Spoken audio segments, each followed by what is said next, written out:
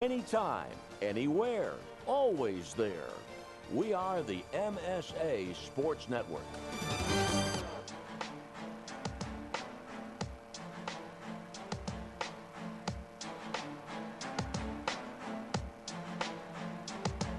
Welcome to exclusive coverage of the 2016 WPIAL football playoffs, only here on the Management Science Associates Sports Network.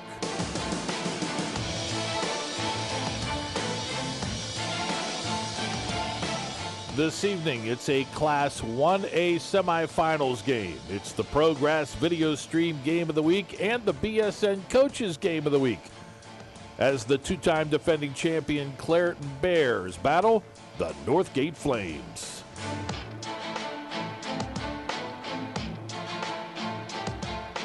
The high school football playoffs at MSAsports.net is sponsored by Progress, by BSN Sports, by First Commonwealth Bank, by UPMC Sports Medicine, by Carlow University, by Officially Sports, by Dollar Bank, by Monticello's Italian Restaurant, and by Management Science Associates. Now let's head out to Chartiers-Houston High School and join Matt Vandriak and Steve Nagler for all the action.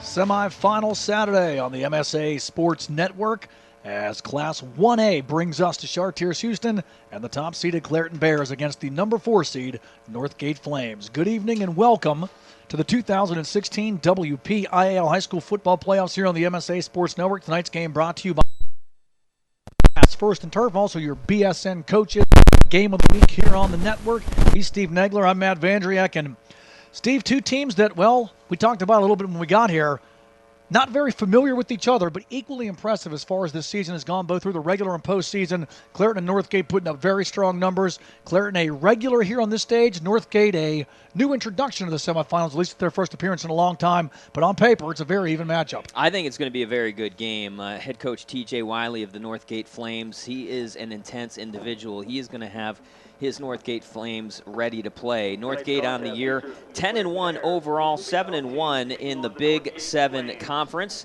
They scored on average to this point almost 44 points per game, giving up just over a touchdown a game. And the Clairton Bears under head coach Wayne Wade, what a year they've had as usual. 11-0 overall coming into this semifinal game, 7-0 in Class Single A Eastern Conference play.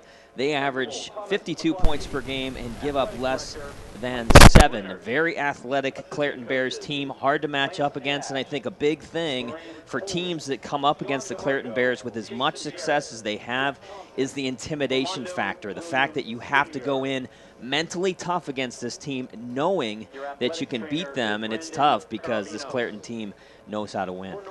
Yeah, they sure do. Both teams, though, have been very impressive so far in the 2016 playoffs. Clairton has outscored their two opponents by a combined tally of 96-14 through the first two rounds.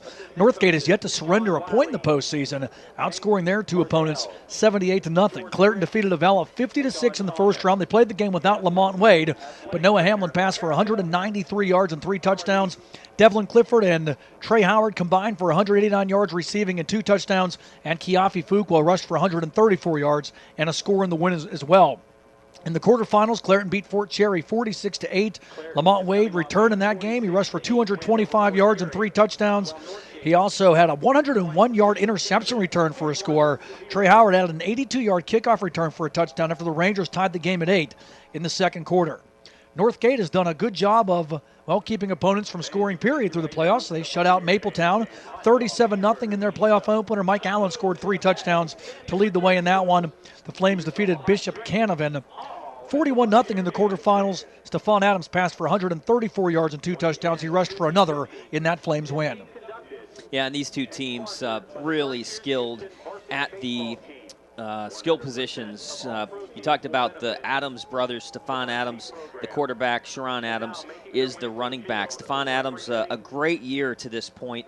66 completions out of 107 pass attempts. He's thrown for 1,551 yards and 12 touchdowns.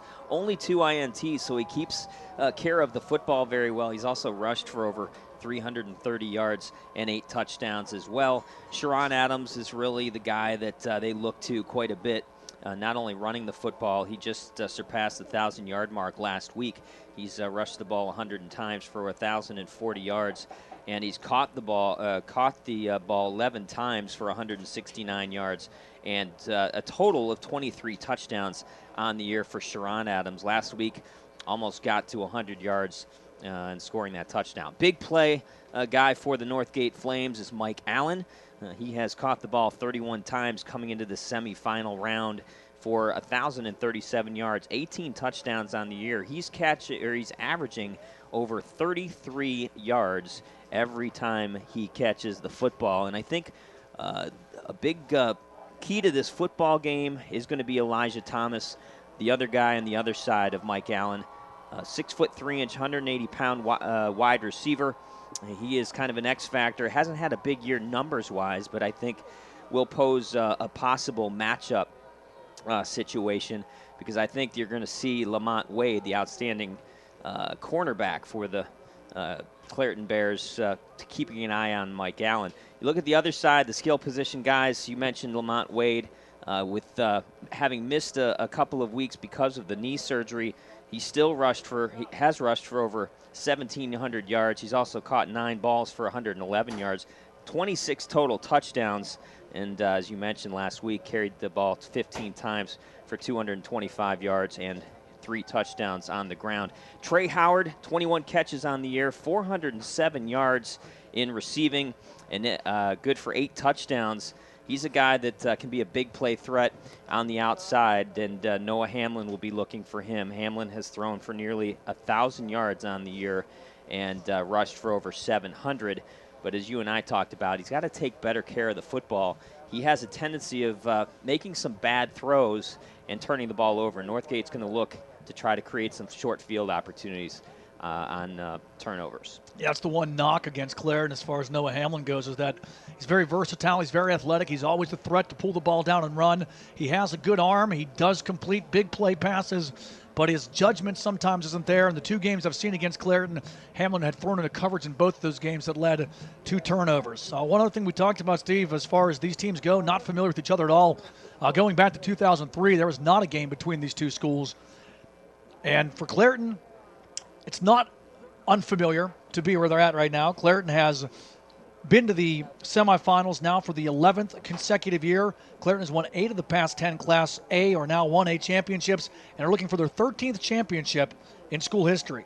Northgate, they're in the semifinals for the first time since 1984 when they lost to Duquesne.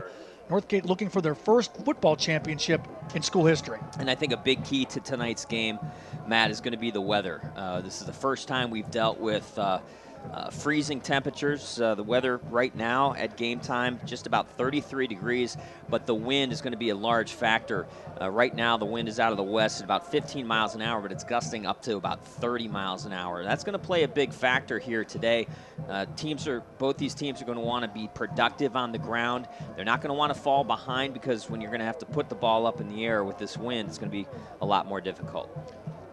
Clairton has won 37 straight games against WPIAL opponents. Their last loss came in the 2013 semifinals against Stowe Rocks.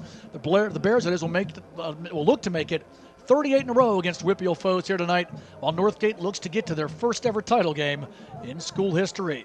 Northgate and Clairton in Class 1A semifinal round. Your opening kickoff coming up. You're listening to and watching the 2016 WPIAL High School Football Playoffs only here on the MSA Sports Network. Right now, when you refer a friend to open a new personal or business checking account at First Commonwealth Bank, you can earn a generous cash reward. It doesn't even have to be a friend. Could be a relative. Could be a Bruins fan. Could be that guy over there with the weird hair thing going on. It doesn't matter. Refer anyone to open an account, and it will really pay off for you. They'll even get a cash reward themselves, no matter who they root for. First Commonwealth Bank, member FDIC. Learn more at a local branch or visit fcbanking.com. When looking to replace your athletic field, choose ProGrass, first in turf. ProGrass has installed over 500 fields in the U.S. Getting the best artificial turf for your field depends on both the product and the partner you choose. That's why architects, athletic directors, and players choose the ProGrass Performance System. ProGrass maintains an active presence in the synthetic turf industry as members of the Sports Turf Management Association and the American Sports Builder Association, and is proud to be recognized as the FIFA preferred manufacturer. Call ProGrass today, 866-270-6003, or visit them on the web at www.progressturf.com. ProGrass, first in turf. Back here at Chartiers-Houston, getting ready to kick off this Class 1A semifinal matchup between number 1 Clairton and number 4 Northgate. And tonight's game is brought to you by ProGrass. ProGrass, first in turf. And it's also your BSN Coaches Matchup of the Week here on the MSA Sports Network. Alongside Steve Negler, Matt Vandriak here with you. And Steve, you talked about one factor that neither one of these teams has any control over, and that's the weather here tonight. And we've noticed, as you watch the MSA Sports Network sign there on the scoreboard, that wind is whipping up right here at kickoff. Yeah, it's going to play a big factor, and I think it's going to affect both passing games, and that's why the ground game is going to play such a big factor. Look for Sharon Adams and Lamont Wade to get the football quite a bit in handoff situations on offense for both these teams. Northgate will receive this opening kickoff. The Flames will move right to left to get this one started. The visitors decked out in the white jerseys with the black pants and the gold helmets left to right. The home team, the top-seeded Clairton Bears, will kick it off. Clairton decked out in the orange jerseys, white pants, and black trim as we get ready to get this one underway. Steve, we talked about both of these teams have big play capability, and we'll see what the Flames offense can do with the first chance to handle the football here tonight against a Clairton defense that really you almost have to be perfect against to stay in the game. You don't want to make a mistake early. Kickoff here by the Bears to the far side. It's going to be taken at the 15-yard line by Sharon Adams. He bobbles it, comes back across the 20, breaks a tackle to 25, it's across the 35. Adams across midfield, spins into Clairton territory, still on his feet at the 40-yard line, down to the Bears' 39-yard line. Talking about big plays, Sharon Adams gets it started with a big one. Wow, and I think maybe what happened there, Matt, was the ball went to the ground. Sharon Adams came up to field that ball. He didn't field it cleanly. I think maybe the Clairton Bears kind of lightened up on their coverage a little bit, and Sharon Adams really made them pay. We'll run down the offense after this first play. 42 yards on the kick return for Adams as Chartiers-Houston starts first and 10. Northgate that it starts here at Chartiers-Houston, first and 10 at the Clairton 40-yard line. Stephon Adams, the quarterback. And we get some movement before the play because Steve wants to give you the starting lineup.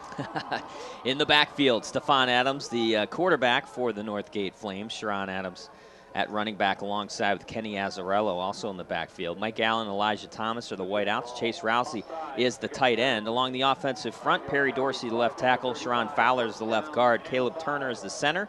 Ray Mangon is the right guard. And Dylan White, the right tackle. Offsides, the call against Clairton will give Northgate a free 5. They have it first and 5 now at the Bears' 35-yard line.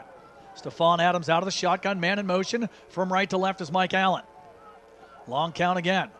And now a delayed handoff going to the right side. It's going to be Sharon Adams. Breaks a tackle, has the first down. Inside the 25, down to the 24-yard line.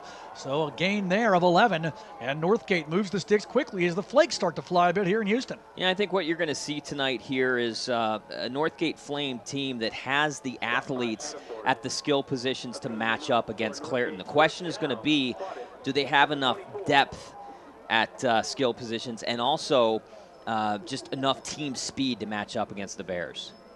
Handoff on the inside, and Sharon Adams gets forward for a couple and then gets pushed back by the Bears. The initial charge led by Anthony Pruitt.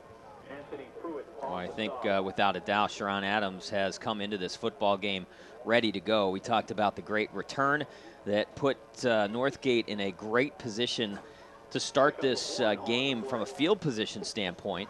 And Sharon Adams, a couple of carries already for 13 yards. 2nd and 9 from the Clairton 24-yard line. Flames to the line. Stephon Adams, the only man in the backfield right now, out of the shotgun set. Going to roll to his left and going to fake the pass, now going to fire downfield, nobody home, and Adams forced to throw that one away.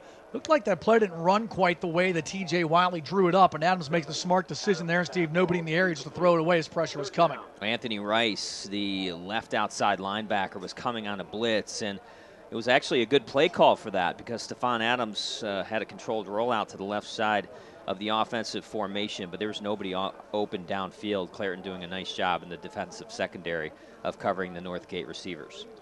3rd down and 9, ball at the 23-yard line. Northgate getting the big kick return from Stephon Adams. And then a 1st down on an 11-yard run by him after that. Stephon Adams now 3rd and long. Steps up, fires into the end zone. In coverage, has a man, and it's batted away as he was looking for Mike Allen, but his counterpart in number 1 down there, Trey Howard, knocking it away. So the Bears, after giving up some yards, able to hold the Flames, that is, at the 23-yard line. Yeah, we're going to probably see the offense stay on the football field for Northgate as the ball sitting on the 23-yard line. It'd be about 41-yard field goal attempt right now, and in this win, that's going to be too tough. Trey Howard was one of the most vocal Clairton Bears pregame, talking a lot to the Northgate Flames. Did a good job defending that pass downfield. 4th and 9 from the Bears' 23-yard line. Northgate going to go for it. Stephon Adams in motion from left to right. Stephon out of the shotgun, firing underneath. Catch made by Allen at the 22, gets a block at the 20, dives to the 18, and flags fly as well. So he will be short of the 1st down to begin with. But Chase Rousey, the tight end, got flagged for a block in the back as well. Yeah, they tried to run Mike Allen underneath the defensive formation and allow him to use the speed to get to the offensive, the 1st down sticks. But very rarely you're going to outrun this Clairton Bears defense, and they did a good job of tracking him down from behind and not allowing him to get to the sticks. So the illegal block in the back will be declined by the Clairton Bears, and good defensive stop for the Bears as now the snow is coming down like crazy here. Snow globe-esque here in Houston as the flurries are falling and the wind is whipping. See as the Bears come to the line of scrimmage. 1st and 10 at their own 23-yard line after getting the turnover on downs. We'll get you the starters after this play. As we see, Noah Hamlin at quarterback. The Bears are going to start it off a little bit different, as it's going to be Lamont Wade out of the Wildcat. Wade will put Howard in motion and then hand off to the second man through, and Northgate sniffing that one out and making the stop on the handoff to Kiafi Fuqua. So offensively, here's the Clairton Bears starting lineup. The quarterback is Noah Hamlin, Lamont Wade, and Kiafi Fuqua in the backfield. Trey Howard, Devin Clifford, the wideouts. Maurice Reeves is the starting tight end. On the offensive line, Justin Davenport, the left tackle. Deontay Riddick is the left guard. Vincent King, the center. Coit Hall, the right guard, and Travis Irons is the right tackle. 2 lost on that play. Makes it 2nd down and 12 now from the Bears 21-yard line. Same set. Wade going to come to the near side of the field. Contact in the backfield, breaks past the first man, then gets ran out of bounds at the 23-yard line after a gain of 2. Both Mike Allen and Chase Rousey there for the Flames. Right now, Northgate's looking pretty fast defensively. You don't see teams be able to kind of match Lamont Wade's ability to get to the outside. That time, good job by Northgate to kind of flow to that football defensively.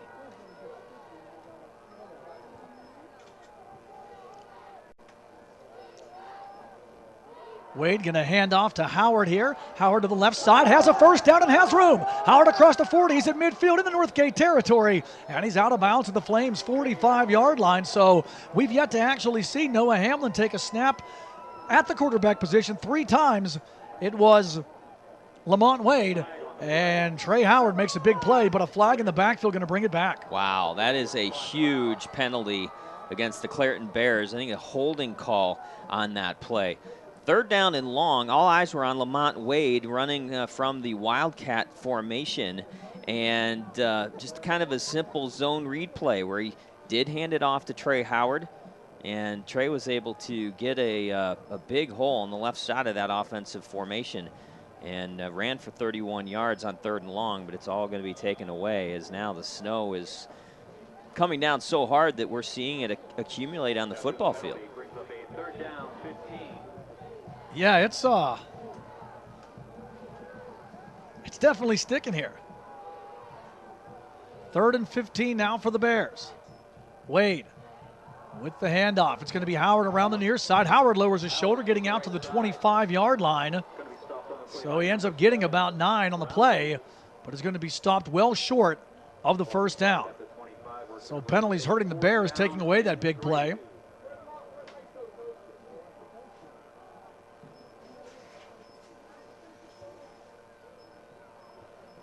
And yeah, the snow continuing to fall here in Houston, and we do see the accumulation in the field. I know that there was some flurries in the forecast, Steve. I didn't expect there to be any kind of accumulation here this evening. How about this? 4th down and 3, and they are going for it on their own 25-yard line.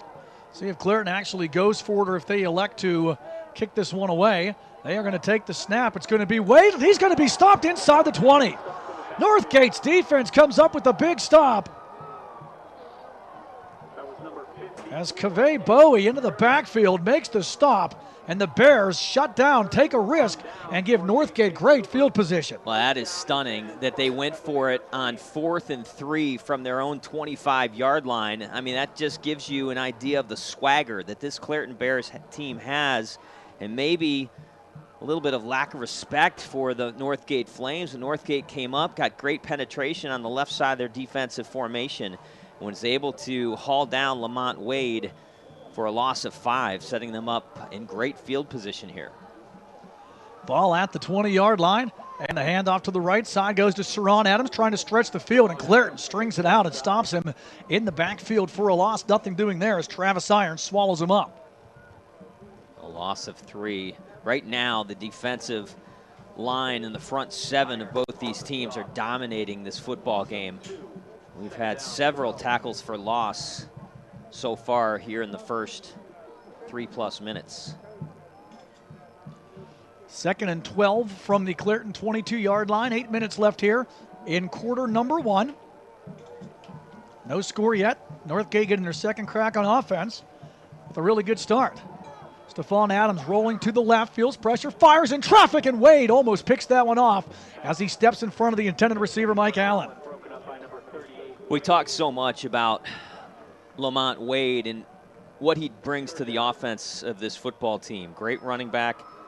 He's had an excellent year gaining yardage from that running back position, but he is literally the #1 quarterback recruit in the entire country, and that's probably where he's going to play. We'll talk a little bit more about the teams who are recruiting him. A lot of local teams. There's a couple of Power 5 conference teams outside of the local teams looking at him as well. 3rd and 12, and a handoff to the right side here to Kenny Azzarello, and Clairton all over that one as he gets back to the line of scrimmage, and that's it. So Northgate given good field position as Clairton elected to go for it inside at their own 20-yard line. They end up pushing Northgate back the other way.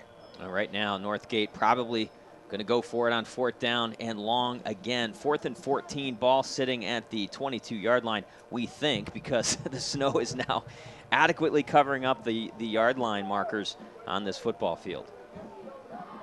4th down and 13, we'll call it, from the 23-yard line of Clairton. Stephon Adams out of the shotgun, firing down the far side, looking for a man in the end zone. The ball hangs up there, and the Bears come away with the interception in the end zone as Corey Johnson goes up and gets the pick.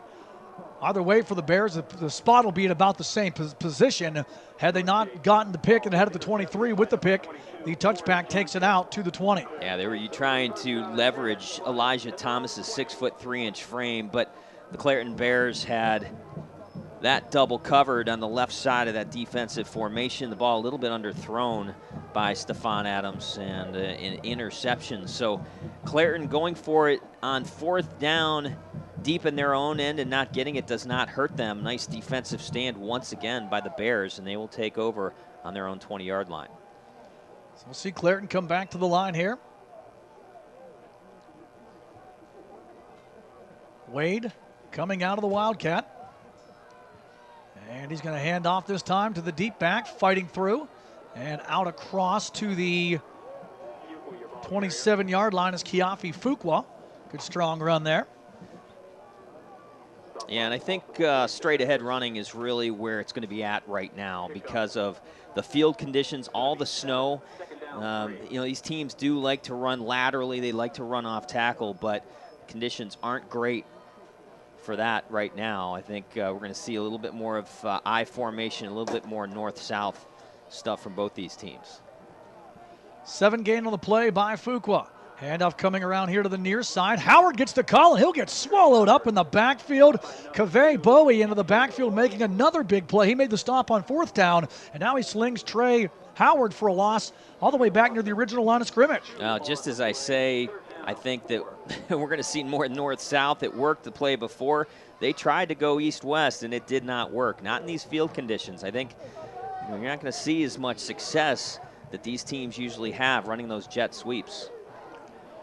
3rd down and about 5 coming up here for the Bears from their own 27. Wade going to call his own number. Has the first down. Wade out across the 40 to about the 42-yard line, and that'll be enough for the Clairton first down and then some. He needed 4 and gets 15 as the Bears move the sticks. We saw the explosion of Lamont Wade. Just a couple of weeks off of knee surgery to kind of clean some stuff up in his knee. And still, you would never know it just because of the shape that he's in. Yeah, Wade missing the playoff opener against Avella, but came back with the fury last week. Wade has Howard in motion. Fakes the handoff, will give to Fuqua. Fuqua breaks a tackle. He bounces to the right side, lowers his shoulder, and picks up a strong 8 yards. Kiafi Fuqua cut down by Northgate's Elijah Thomas. Well, Fuqua is a really nice player. Listed as a fullback, 6 feet, 190 pounds, only a junior, but a really nice compliment to Lamont Wade.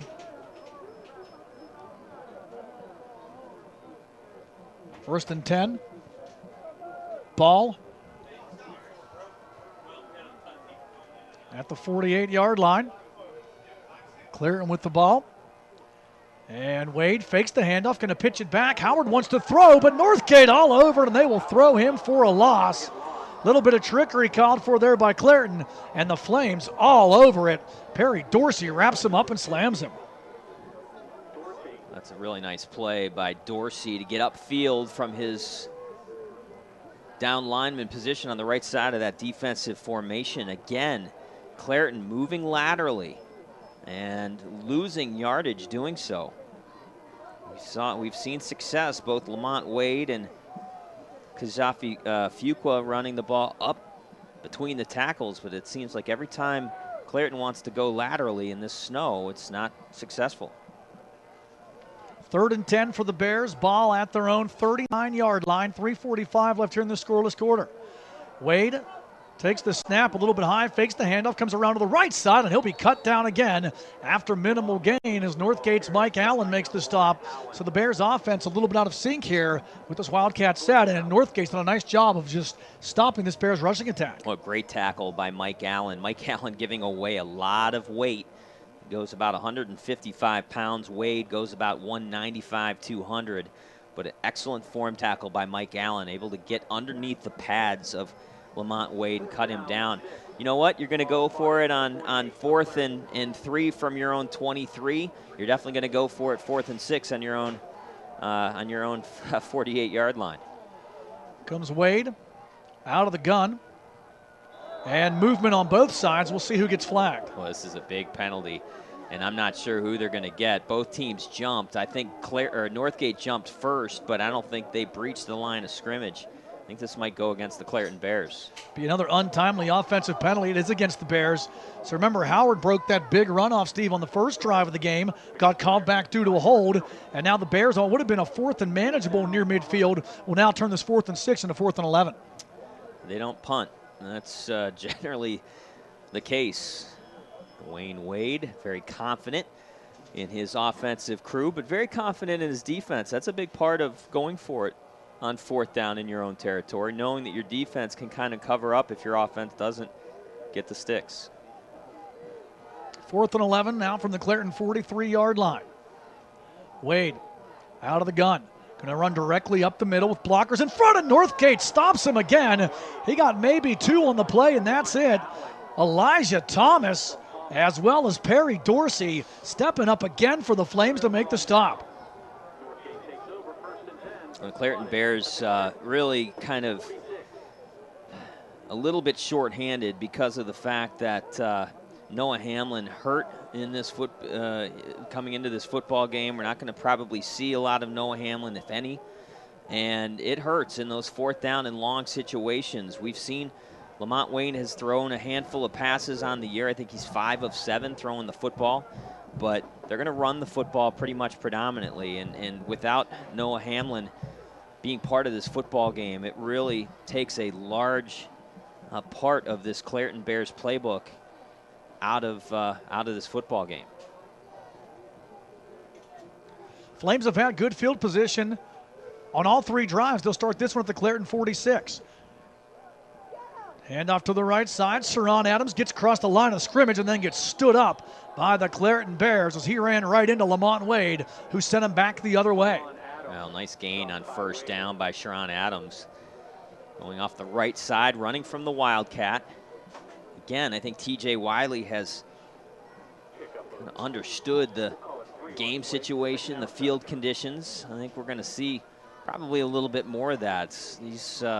All this snow, this cold weather is probably going to take a little bit out of the passing attack of the Northgate Flames. Stephon Adams has thrown the ball 5 times, only completed 1 for 4 yards. And we're seeing Stephon Adams now lining up in kind of a wide receiver in the offensive formation. Yeah, we'll see what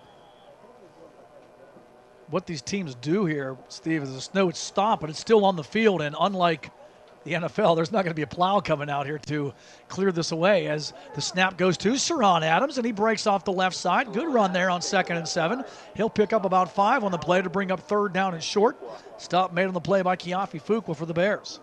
Now they're moving forward, are the Northgate Flames, getting positive yardage, and it's going to leave a 3rd down and 4 situation. The ball sitting right around the 41-yard line of the Clairton Bears. 3rd and 4 at the 42, 41, somewhere in there. Stephon Adams out of the shotgun. Azzarello in motion from left to right. He'll get the call, trying to stretch the field. Azzarello lowers his shoulder. 2nd effort, and he should have enough for the 1st down. And we'll see where they spot it at. He's close. Azzarello rolling towards the marker. Deontay Riddick makes the stop for the Bears. Yeah, he's about a yard short. They tried to run Azzarello on the jet sweep. He's got good wheels. Wasn't able to quite turn the corner. Needed 4, got 3. But it's going to put the Northgate Flames in a pretty good spot to go for it on 4th down. Be 4th down and about a yard, less than a yard from the spot here. It looks like they're beyond the stick.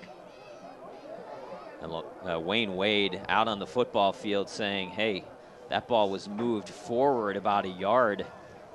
Yeah, I mean, from where it's spotted at right now, it looks like it's crossed the line. Yeah, they moved it somehow. I think one of the spotting officials just kind of lost track of where he was just because of the fact that nobody can see the yard markers on this football field right now because of the snow. 28 seconds left here in the opening quarter. No score yet here between the Bears and Flames. Northgate has a 4th and 1 at the Clairton 43. Deep handoff goes to Adams, and he should have enough for the 1st down, pushed back by the Bears defense. But he only needed about a half a yard, and that'll be enough for the 1st down. Fuqua and Anthony Pruitt on the stop for the Bears, and likely your last play of the opening quarter as well. I love the way Sharon Adams runs. You know, on 4th down and short, there's no, no doubt that he's going to put that shoulder down. He's going to try to run right through you. Even through initial contact, he was able to gain a couple of extra yards. Needed 1, got 4 for the 1st down. Officials going to take a timeout here to measure things. Jeez, I don't know why that would need to be measured. Yeah, I think he definitely had enough for the 1st down there. And the one official saying, well, I'm not sure why we're measuring it either. But looks like they are going to bring the sticks in. And take a look. I think when they get the sticks in, they're going to notice. Should be pretty clear. Yeah, by probably a good yard and a half. I think the yard markers and everything being covered up by the snow too, it's causing a little bit of confusion down there for all parties involved. So that quick snow burst here left a coating on the field. Yeah, you can tell if you're watching on video where we've played most of the football games so far. Right around between the 50 and the 30-yard line of the Clairton Bears. That's where most of the action has been. There is no footsteps deep in the heart of, right now, Northgate Flames territory. First down for the Flames. Fresh set of downs at the Clairton 42-yard line. Clock ticking down, and that will also wrap up our first quarter of play. We've had snow, we've had wind, we've had defensive turnovers, but we have no score.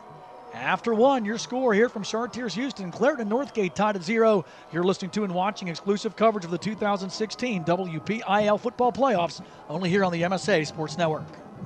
Life is about having the confidence to know you can do anything right. I get that at Carlo. I graduated with top awards, but beyond the classroom, Carlo helped me learn a lot about myself. Carlo brings out the best in you. I know I'm going to be a fantastic nurse.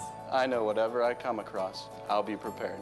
I can't think of a better place to start the rest of my life, because at Carlo, I know I matter. I matter. I matter. Enroll at Carlo University. Visit carlo.edu. Monticello's Italian restaurant has been serving the Pittsburgh community for over 34 years. With over 5 northern locations, there is one near you. Monticello's has been named the best pizza, best hoagies, and best Italian restaurant by the Tribune Review for 3 years in a row. Stop in at Monticello's restaurant before or after your high school football game and mention that you heard us on the MSA Sports Network and receive a large traditional cheese pizza and 4 soft drinks for $12.99. For the complete menu and additional information, go to Monticello's.com. Monticello's, a Pittsburgh favorite. Back here at Chartiers-Houston, getting ready to get quarter number 2 underway. Clairton and Northgate, Class 1A semifinal matchup, no score. And the teams have switched sides here to start the second frame. Left to right, the Flames will move. They have it 1st and 10 at the Clairton 43-yard line. And tonight's playoff game is brought to you by ProGrass.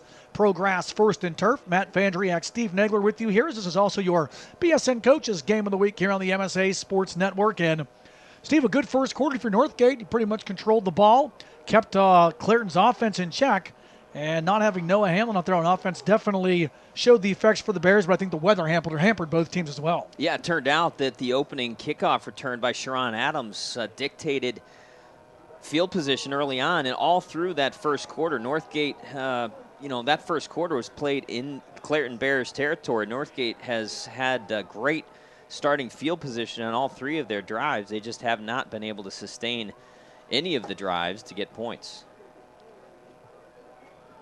Northgate will go from the Clairton 43-yard line here as we get this second quarter underway. No score here yet. Flames on offense, as they have been for the bulk of the evening here. And Clairton going to jump off sides again and give Northgate a free 5 to start this second quarter. You talked about this Northgate offense, some big playmakers.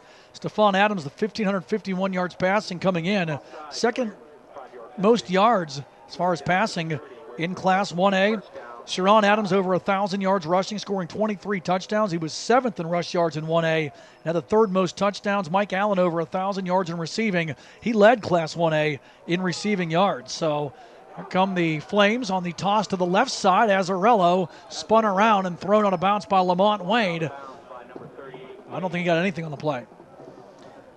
Well, Azzarello's a guy that you don't talk about a lot on this Northgate Flames offense, just because you got guys like Stephon and Sharon Adams, Mike Allen, and Elijah Thomas at skill position players. Azzarello's more of a guy that a terrific secondary guy for the Northgate Flames, one of the top cornerbacks in the WPIAL, but he's a guy that you have to watch on the offensive side too, because they like to run kind of an inside reverse to him quite a bit, and we've seen him run the ball already a few times here.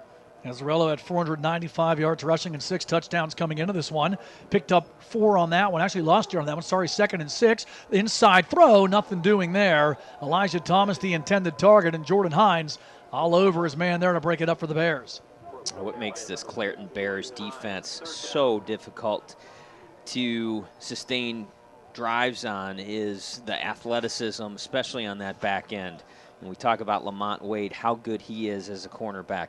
Trey Howard, also very good. Devlin Clifford, also an excellent defensive player. All guys that are very speedy, can close on the ball very quickly when it's put in the air. 3rd down and 6 here for the Flames. So they got 5 yards on the Clairton penalty, then lost a yard, now the incomplete pass. And we'll see what they try for here. Ball at the Clairton 31-yard line. Out of the shotgun. And whistle before the snap. And this one's going to go against the Northgate Flames, I believe. Either delay a game. Didn't see a flag. There it is. That's offsides on the offense, so Northgate gives it right back. That's not something you want to do when you got 3rd down and 6 from the 31-yard line. Now it puts the ball back at the 36, and even though you figure you got 2 downs to get the 1st down, 3rd and 11, a much different proposition against the speed and athleticism of this Bears defense. We've seen both teams here, Steve, take ill-advised penalties that have really stunted their offensive drives, and now Northgate with this 3rd and long back at the Clairton 36. Stephon Adams out of the shotgun, empty backfield. Clairton stacking 8 up at the line of scrimmage. Adams pumps, fires downfield, in traffic, it's batted away as he was trying to find Elijah Thomas and Trey Howard on the coverage for the Bears. So this Clairton secondary has been equal to the task. Adams' job a lot tougher because of the weather conditions, but not much better he could do than he's done the last 2 passes, just that the Bears defense were there to take them away. Well, Thomas had a half step on Trey Howard, but good closing speed by Lamont Wade, who kind of came in there and knocked that play, or kind of knocked that ball away late. And we'll see now if the Northgate Flames drop back the punt. Looks like they will try to pin the Clairton Bears deep in their own end. Pressure coming on the punt, and it's kicked to the far side of the field, takes a bounce and rolls into the end zone off the foot there of Anthony Barbarino, who was trying to get that coffin corner. Thought maybe the snow would give him a little bit of a cushion, but it bounces into the end zone, and Clairton will start 1st and 10 at their own 20-yard line. One thing the Bears have not had tonight is really good field position. They have not. They have been deep in their own end much of the game. The first quarter numbers for the Clairton Bears, only 33 yards of total offense. You don't see that an awful lot from the Clairton Bears. Certainly the weather conditions and snow that fell in the middle of that first quarter hampering things a little bit. Starting at their own 20, here come the Bears. And the ball fumbled, still loose. Northgate scooping it up to the end zone. Touchdown, Kaveh Bowie, and the Flames strike first. Fumble recovery and a 15-yard return. And Northgate on the board. 33 seconds into the second quarter, the defense striking for the Flames. They have a 6-0 lead as Kaveh Bowie takes it back from 15 yards after Wade couldn't handle the snap. Wow, we have talked about Kaveh Bowie a lot in this opening half for the Northgate Flames. He's made several impact plays to slow down this Clairton Bear offense. That time, he was the recipient of good defense as Wade fumbles the football, and Kaveh Bowie hops on it and takes it the rest of the way in for the end zone. Into the end zone, I should say. Northgate going to take a timeout here before the conversion. Give us a chance to let you know that coming up at the half, it's the MSA Sports Halftime Show. This week, Don Rebel in the Post-Gazette's Mike White will look ahead to the trip on the road to Hershey and the 2016 PIAA football playoffs. And also, don't miss MSA Sports exclusive coverage of PIHL High School hockey all season long with both audio and video broadcasts. Plus, the PIHL Power Play Show returns on Wednesday night starting in December, only here on the MSA Sports Network. And, of course, tonight's game is brought to you by BSN Sports, your BSN Sports Coaches Game of the Week. And we would like to thank BSN Sports for providing our team with the new black and white polos for this football season. At BSN Sports, PGH has joined the MSA Sports sponsorship family And we'll be featuring a weekly Coaches Game of the Week here on the network, this being tonight's game. Looks like they're going to go for 2 here. Not mess around with any place kicking here with the field conditions the way they are. The Flames going for the deuce. Stephon Adams wants to throw. Rolls to the right, feels pressure, fires to the corner of the end zone, and that's incomplete. Azzarello in the area, covered well by Anthony Rice. The pass was short anyhow, and the Bears stop the conversion, but the Flames get the first points of the game. 11:27 left here in the opening half. It's Northgate 6 and Clairton nothing. You're listening to and watching exclusive coverage of the 2016 WPIAL football playoffs, only on the MSA Sports Network. Be sure to follow the MSA Sports Network on social media this season for the most up-to-date scores, pictures, videos, breaking news, and links to our articles. You can find the MSA Sports Network on Twitter and Instagram under the handle MSA Sports and at facebook.com/MSA Sports. The MSA Sports Network is also on YouTube under the handle MSA Sports WPIAL, where you can watch hundreds of interviews with local student athletes, full games, highlights, and more. Whether it's Twitter, Facebook, Instagram, YouTube, or our websites, MSA Sports is the place to go for high school sports in Western Pennsylvania. Back here at Chartiers-Houston, 11:27 left in the opening half. Northgate leads Clairton by the score of 6-0. Alongside Steve Negler, Matt Vandriak with you here on the network. Thanks for tuning in to watch or listen to it with us here tonight. Tonight's game brought to you by ProGrass. ProGrass First and Turf, and definitely not the start, Steve, that many thought would happen here tonight. No, they Clairton Bears look completely out of sorts so far, as the wind keeps blowing the football off of the tee for the Northgate Flames. I think the Northgate Flames have looked great defensively. They have really pushed the line of scrimmage. We see 8-9 guys up at the line of scrimmage. Without Noah Hamlin in this football game, I don't think there's any threat for the Northgate Flames. They have to really feel like they have to defend the pass, so they have a lot of guys at the line of scrimmage, and it's been too much for the Clairton Bears to handle so far. Lamont Wade puts that ball on the ground, and great defensive play by Kaveh Bowie to pick it up and take it the distance for that 15-yard fumble return. Northgate having a hard time getting this kickoff here, so Stephon Adams is going to have to hold it. And Herman Darget will handle the kickoffs. Darget, just a freshman, got a pretty good leg, has a soccer background. And there's not a whole lot of respect being shown for Herman Darget right now, as all the returners are standing right around the 25-yard line. Darget gonna hit a line drive kick, fielded right at about the 25. Bears bringing it back up the middle of the field. Nice return, spinning out towards midfield for Clairton is Corey Johnson, before being spun down on the play by Northgate's defense.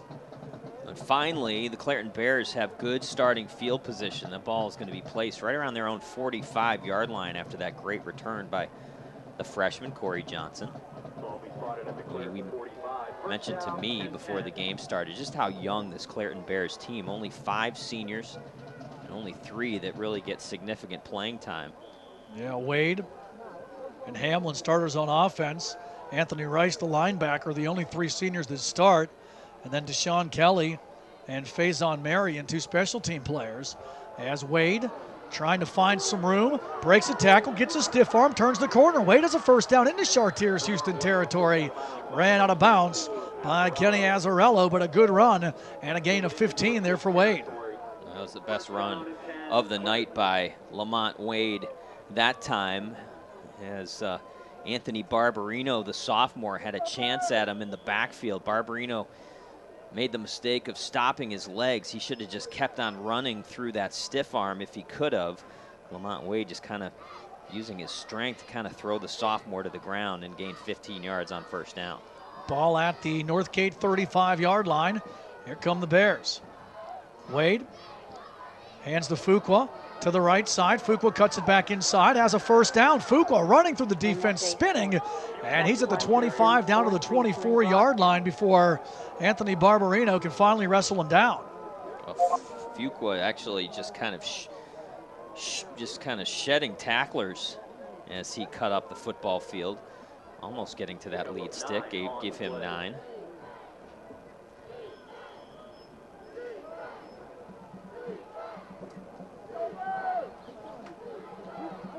Stopped just short, 2nd and 9 at the 26-yard line of the Flames. Wade continuing to run the Wildcat here tonight. Fuqua with a deep back. Wade going to hand to him to the left side. Fuqua finds a hole, has a first down and then some. Keafi Fuqua inside the 5 down to the 4-yard line before Elijah Thomas makes a touchdown-saving tackle. And Clairton getting the offense going on this drive as Fuqua and Wade working on the ground. Yeah, Keafi Fuqua doing a good job. There was a little bit of a mix-up between Fuqua and Wade. Wade turned to his left or to his right, and Fuqua was running to his left, but a good play by Wade to kind of quickly adjust and get the ball to Fuqua, and he got 24 yards on that first down run. 1st and goal from the 3. Wade to call his own number, touches the right side into the end zone. Touchdown Bears. Just like that, Clairton gets the answer. Lamont Wade, a 3-yard touchdown run with 10:08 left here in the 2nd quarter, and Clairton has tied the game at 6. We will see Clairton go for 2 here, I'm sure, with 10:08 to go in the first half. Just a simple off-tackle run from the Wildcat formation. Lamont Wade able to bury his head and really keep those feet moving into the end zone. 3-yard touchdown run. So Clairton finally getting their footing literally on this field here. Fuqua with a couple of big runs, and then Wade closes it up. Wade gonna take this one to the left side, blockers in front into the end zone, and the 2-point conversion good for the Bears. Lamont Wade scores the touchdown and gets the deuce on top of that. Oh yeah, Clairton with 10:08 left here in the 2nd quarter takes an 8-6 lead over Northgate. We'll take a break and be right back. You're listening to and watching exclusive coverage of the 2016 WPIAL football playoffs only on the MSA Sports Network. Officially Sports is your one-stop shop for all your officiating needs. If you need a shirt, jacket, pants, shoes, whistles, etc., Officially Sports has it all, and they are the sole licensed supplier for the Pennsylvania Interscholastic Athletic Association. Officially Sports also provides custom bags and apparel to help promote your officials association. Mention this ad and receive free shipping until November 1st. Order online at www.officiallysports.com or call 1-800-934-4555. That's 1-800-934-4555. Call today. Back here at Chartiers-Houston, about ready to get the kickoff on here.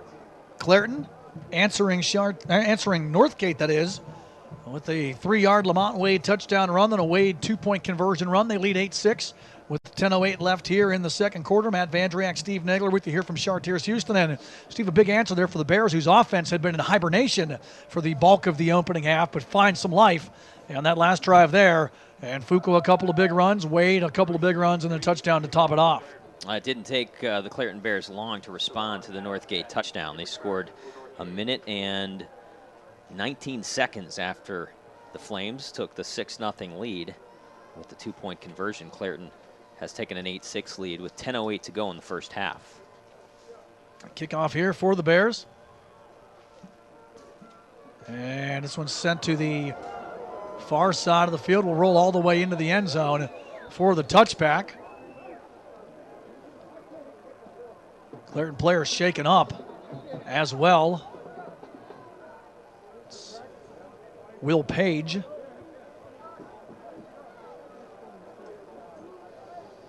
Will Page and E.J. Wilson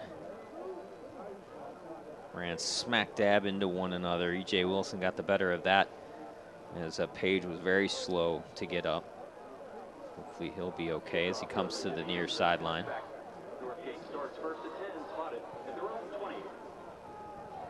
So it'll be a start at the 20-yard line here for the Flames. Trailing now 8-6.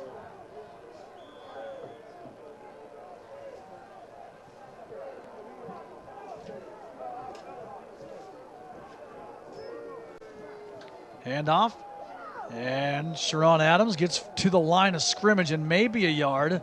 The Bears defense all over that one. It was actually Mike Allen who lined up in the backfield. We see Mike Allen run the ball maybe 5-7 times a game for the Northgate Flames. Many times it's going to be given to him, in that from the wide receiver position, where you see him kind of run in motion. They give it to him on the jet sweep. That time he lined up in the backfield. Gets a couple. And now the ball loose in the Northgate backfield. And the Flames luckily able to come away with it as Stephon Adams had trouble with that exchange and dives on the football right before Clairton's Coyd Hall got there. The good thing that Stephon Adams did there, instead of trying to pick it up and do something out of it, he realized that the Bears were coming after him, and he just kind of pounced back on that football, avoiding what would have been a really tough turnover there. So even though it wasn't ideal, they still maintained possession, and they have a 3rd and long. 3rd and 11 back at the Northgate 19-yard line. Empty backfield here, out of the shotgun. Adams throwing underneath. Catch made by by Mike Allen, and Allen gets up the near sideline, gets a solid 8 yards, but he'll be bumped out about 3 yards short on a good hit by Lamont Wade. See where they spotted at. They're moving it up a little bit. Yeah, I think they are going to give him the That's close. lead stick. Oh, it is really close. Looked like originally he was stopped a couple of yards short, but the official decided to move it up. Yeah, it is a 1st down. So getting just 11 on the reception there is Mike Allen. That was a really nice play call. 3rd down and long. They run a little bit of a little screen to the left side of the offensive formation. Mike Allen, with so much speed, turned. It's coming back, though, Steve, a flag on the play. I didn't see the flag, but a block in the back against Northgate going to cost them. It would have been a 1st down. So a really interesting situation there, Matt, because both teams were literally getting to the line of scrimmage. I never saw the flag. Nobody did either, and it was weird because the officials were really late in getting to announce it. So that will cost the Flames and make it 3rd down and a long way to go. Direct snap to Stephon Adams. Tries the middle of the field, dives forward for 5, maybe 6, and that's all he's going to get. As Coyd Hall will cut him down for the Bears. It's going to be 4th down, and I don't think the Northgate Flames are going to risk going for it on 4th down. Another Clairton Bear injured.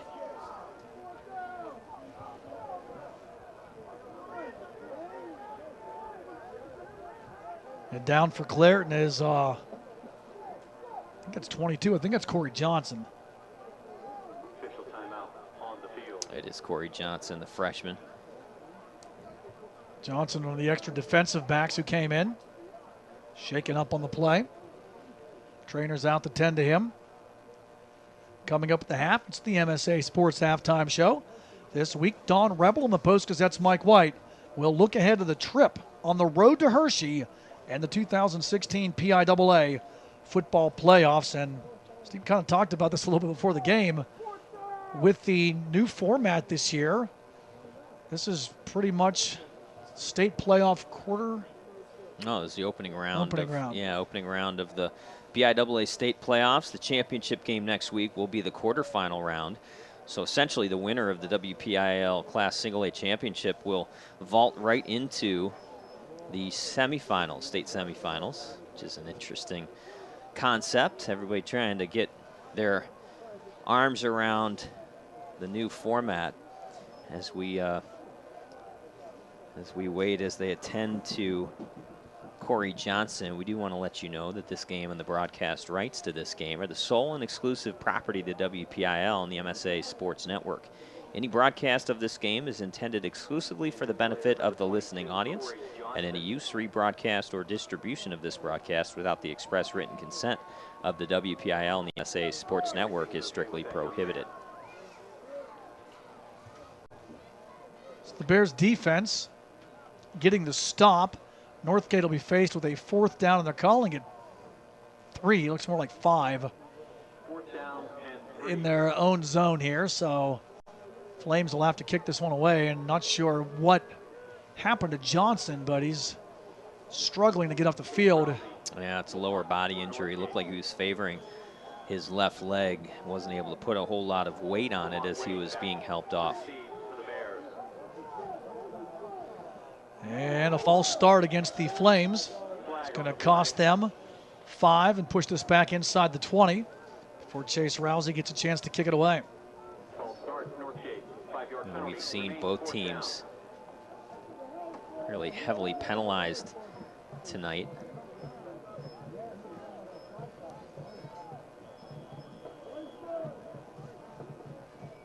Some of those penalties coming at very inopportune times as well. Rousey awaits this snap and minimal pressure, steps up and gets a good kickoff. Going to drive Wade all the way back. Is just going to watch this one roll and die at about the looks like the 35 yard line. Bears will start. So a good kick there by Chase Rousey. See what the Bears offense does with it.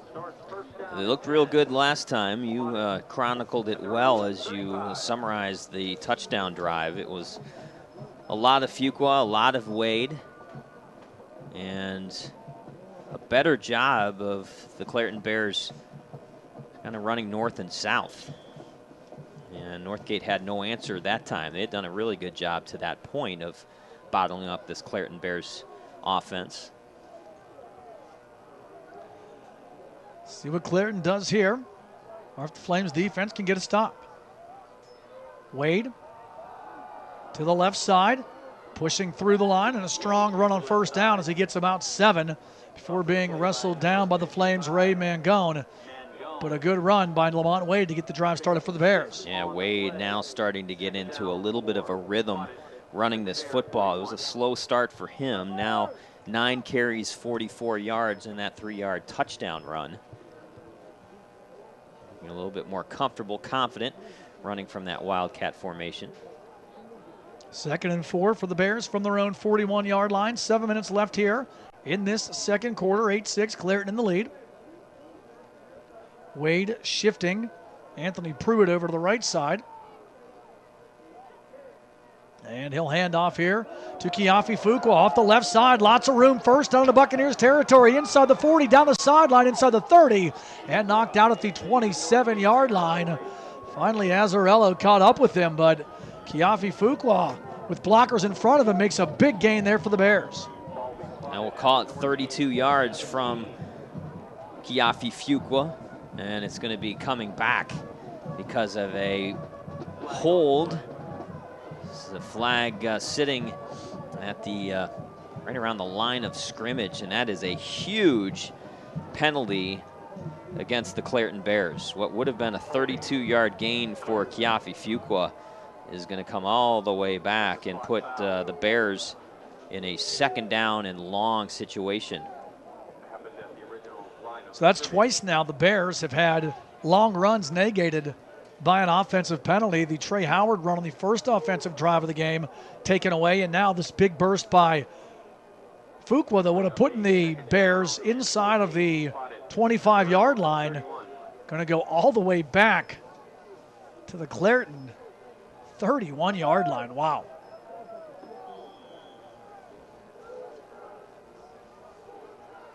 Mentioned Clairton without Noah Hamlin here tonight. Definitely takes away a big wrinkle this offense. Lamont Wade, though, on the direct snap to the right side. Gets back near the original line of scrimmage, picking up 5 on the play. Kaveh Bowie, who scored the Northgate touchdown with a 15-yard fumble return, makes the tackle for the Flames. Wade with 50 yards rushing, Fuqua with 46. So they're nearing the 100-yard mark of total offense. With Hamlin not playing in this football game, not a single pass attempt for the Clairton Bears so far through the first quarter and a half. Well, Noah Hamlin over 1,600 yards in total offense. It's a lot to take away. Wade, hands off. Fuqua through the line. Nice moves, has a first down. Still on his feet inside the 40 and down to the 38-yard line. Azzarello drags him down, but Kiafi Fuqua, he's running like Frenchie Fuqua out there. No immaculate reception needed. He does not look like your standard fullback. You think of a fullback, you think of kind of a spark plug, fire plug back there. Not a lot of speed, bigger. Fuqua's got pretty good size, but he has some quickness to go along with that size and some nice moves. 25 yards on that 3rd down and long scenario. First and 10, ball at the Northgate 39-yard line as we're under 5.5 minutes and the wind picking up here at Chartiers-Houston. Right to left, the Bears moving up by 2, 8-6. Wade calling his own number behind Fuqua. Has the first down, stretching the field to the right side. Wade breaks a tackle, cuts it inside. Still on his feet inside the 5, and he's wrestled down at the 1-yard line. Lamont Wade through the Northgate defense like a hot knife through butter right there. Picks up 38, and the Bears will have it first and goal. Wow, and I think he actually really got into the end zone. I think when he was tackled, he kind of fell on the defender for the Northgate Flames. I think he actually scored the touchdown, but they're going to put the ball down at the 1-yard line. It's going to be a gain of 38 yards, and right now the Clairton Bears offense is starting to really click as Wade doing a great job running this offense now from the Wildcat formation. Yes, the Wild Bear has taken over here in this second quarter. First and goal, ball at the 1-yard line. Wade out of the gun, Fuqua behind him. Still 2 receivers lined up offline, 1 on each side, tight end to the right side as well. Lamont Wade. And whistles before the play. Signs of an offensive infraction.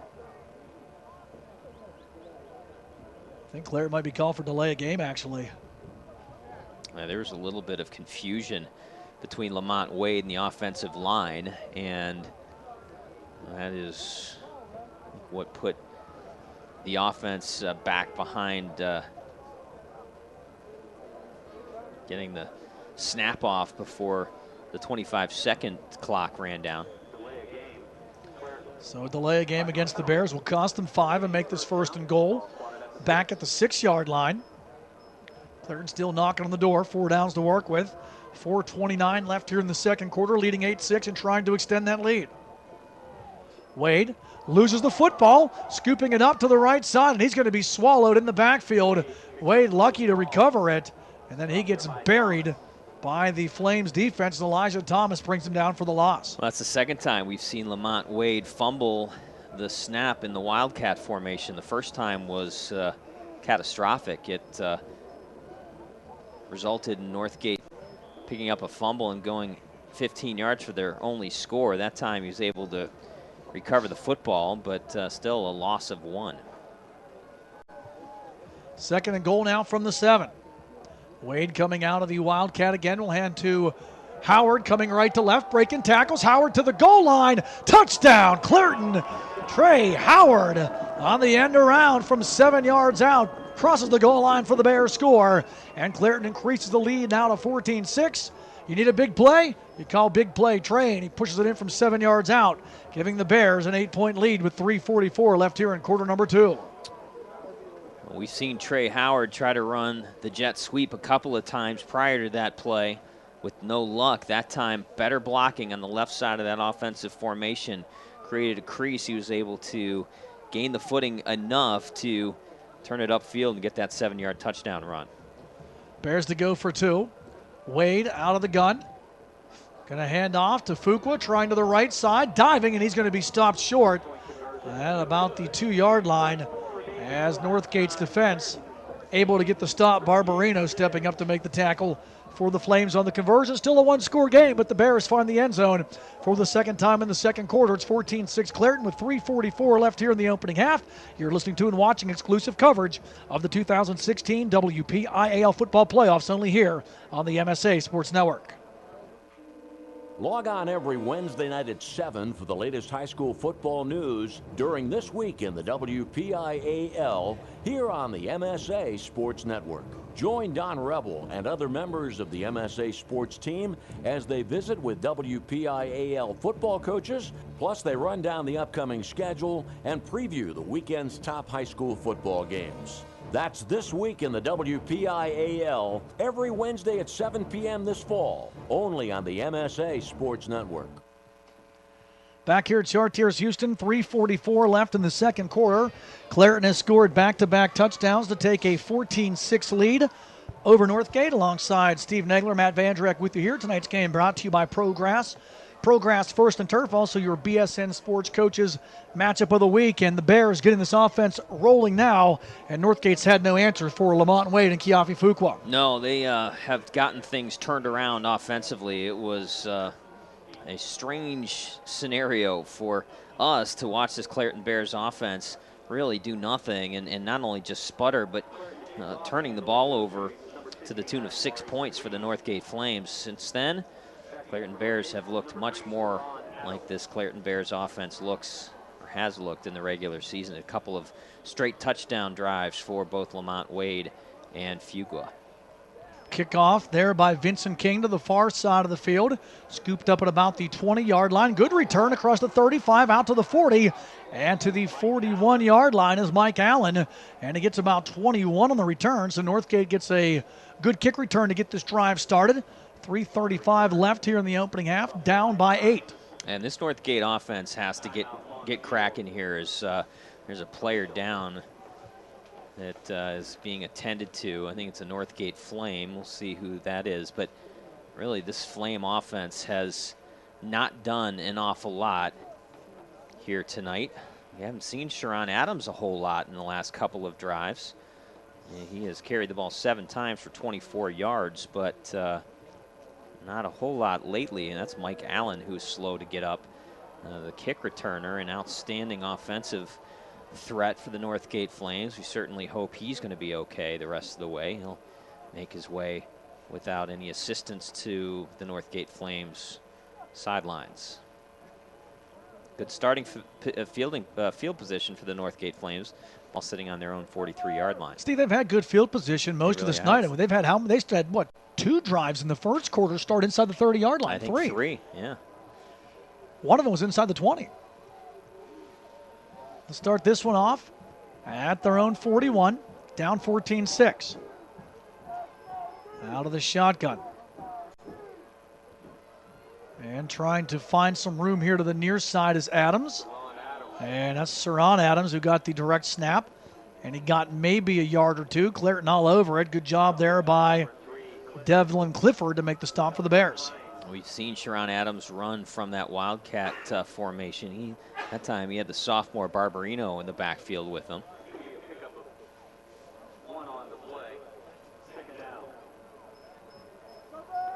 See how quick Clairton's defense, though. Their closing speed. There's nowhere to go. Even on a play like that where Adams had a little bit of room, thinking he's going to get some strong yards, he ends up only getting 2 out of it. And now it's going to be a handoff to Azzarino to the far side, who gets stood up as he got to the line, Azzarello that is, and nothing doing. Clairton's defense all over it. First contact made by Travis Irons, and then a host of Bears help clean it up. Azzarello lining up in kind of a tight end formation. They're going to say gained just a little bit past the line of scrimmage. Now a timeout being called by TJ Wiley. Keep it here. We need another 3rd down and long for this Northgate Flames offense. They're going to need to get to the 47-yard line of the Clairton Bears. Don't forget to tune in for This Week in the WPIAL on Wednesday night at 7 o'clock. Join us as we visit with some of the top WPIAL coaches. Plus, we'll preview the 2A and 1A championship games, along with the start of the PIAA playoffs for classes 5, 6, and 4A. For updated football scores throughout the remainder of the WPIAL playoffs and the PIAA playoffs as well, you can check out MSA Sports on your mobile device at m.scores.msasports.net. We'll check that for you briefly and get you some updates from some of the other games going on around the WPIAL tonight.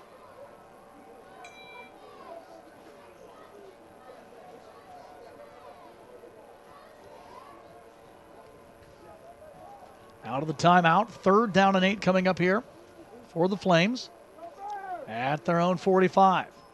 Stephon Adams. Little trickery on a reverse here to Mike Allen. Allen wants to throw, and it's batted down on his face at the line of scrimmage. Clairton all over that, and Vincent King, he broke up the pass, but Kiafi Fuqua broke up Mike Allen.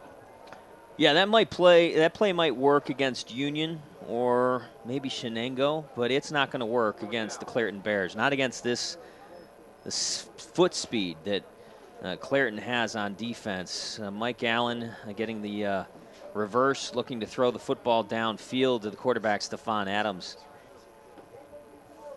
But he was engulfed by the defense of the Clairton Bears. So the Bears get the stop, and they force Northgate to punt it away. Rousey gets into it and gets a good bounce, going to drive Wade back to the 10-yard line. Wade, a little stutter step, gets out to the 20 and now finds some room. Breaks a tackle at 25. Wade cuts back at the 30, spins, and he gets out to the 35-yard line. So Wade making something out of nothing.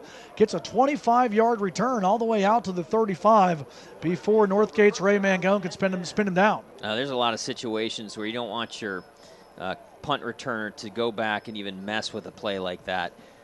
Not when you have Lamont Wade as your deep back, because Lamont Wade can make almost anything happen, and we saw it there. He fielded the ball back around his own 10-yard line and was able to gain 25 yards on that punt return.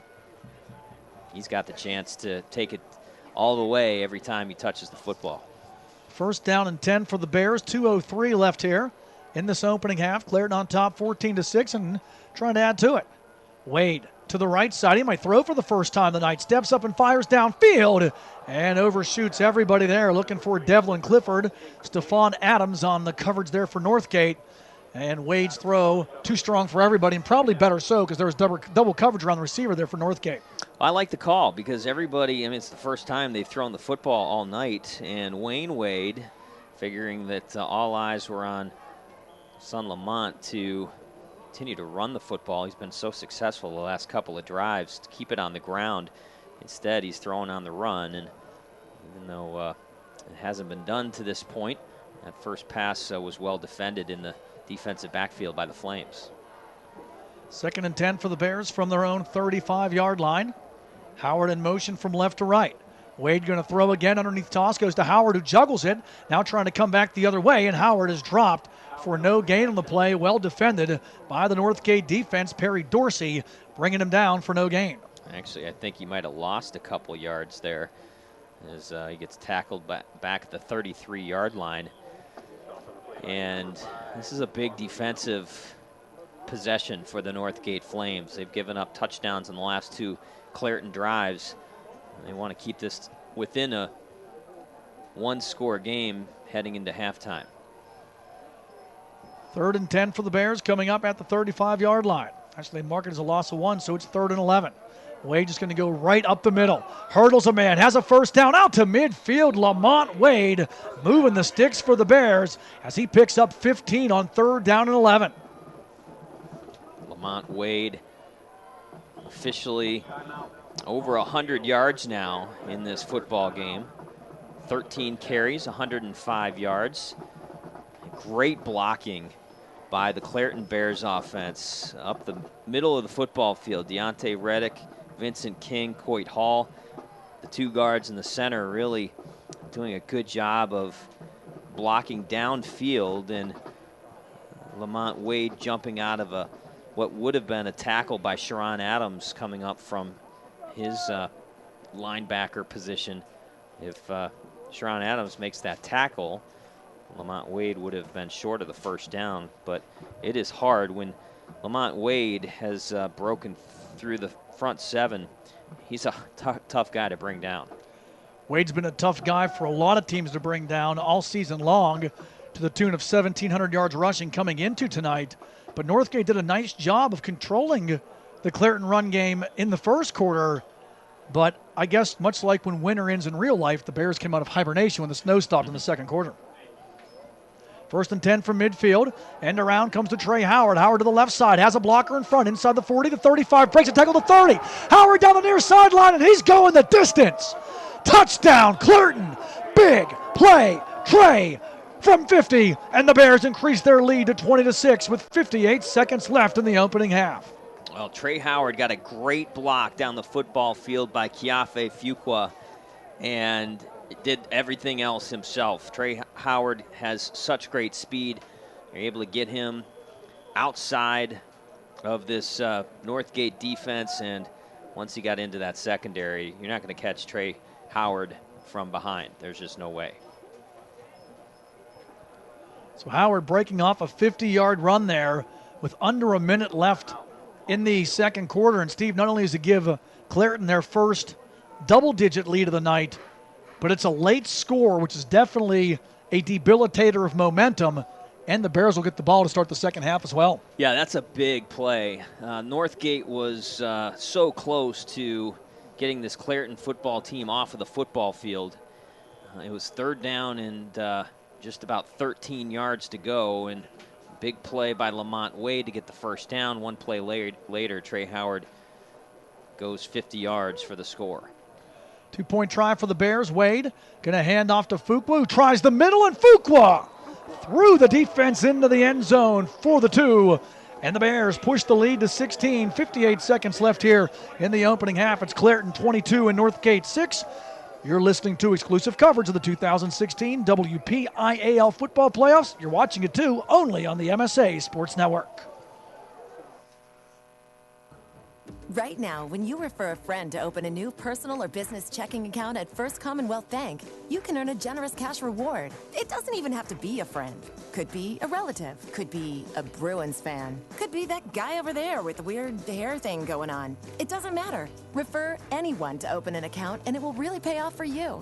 They'll even get a cash reward themselves, no matter who they root for. First Commonwealth Bank, member FDIC. Learn more at a local branch or visit fcbanking.com. Back here at Chartiers-Houston. 58 seconds left in the opening half, and Clairton has hauled off 22 straight points to lead Northgate by the count of 22-6. Matt Vandriak, Steve Negler with you here. Tonight's game brought to you by ProGrass. ProGrass First in Turf.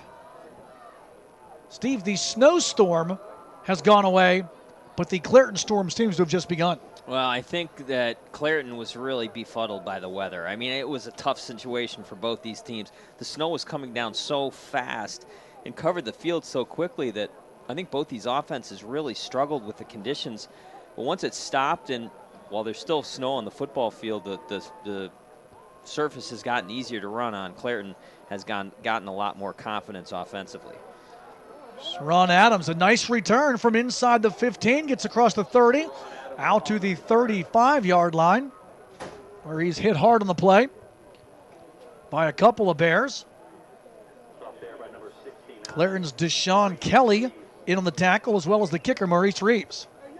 There's still time on this first half clock. I would not be shocked to see the Northgate Flames with good field position starting this drive at their own 36-yard line, and still a couple of timeouts to their credit. I wouldn't be surprised if they try to generate some offense here, knowing full well that they're down 16 and they have to kick off to start this second half.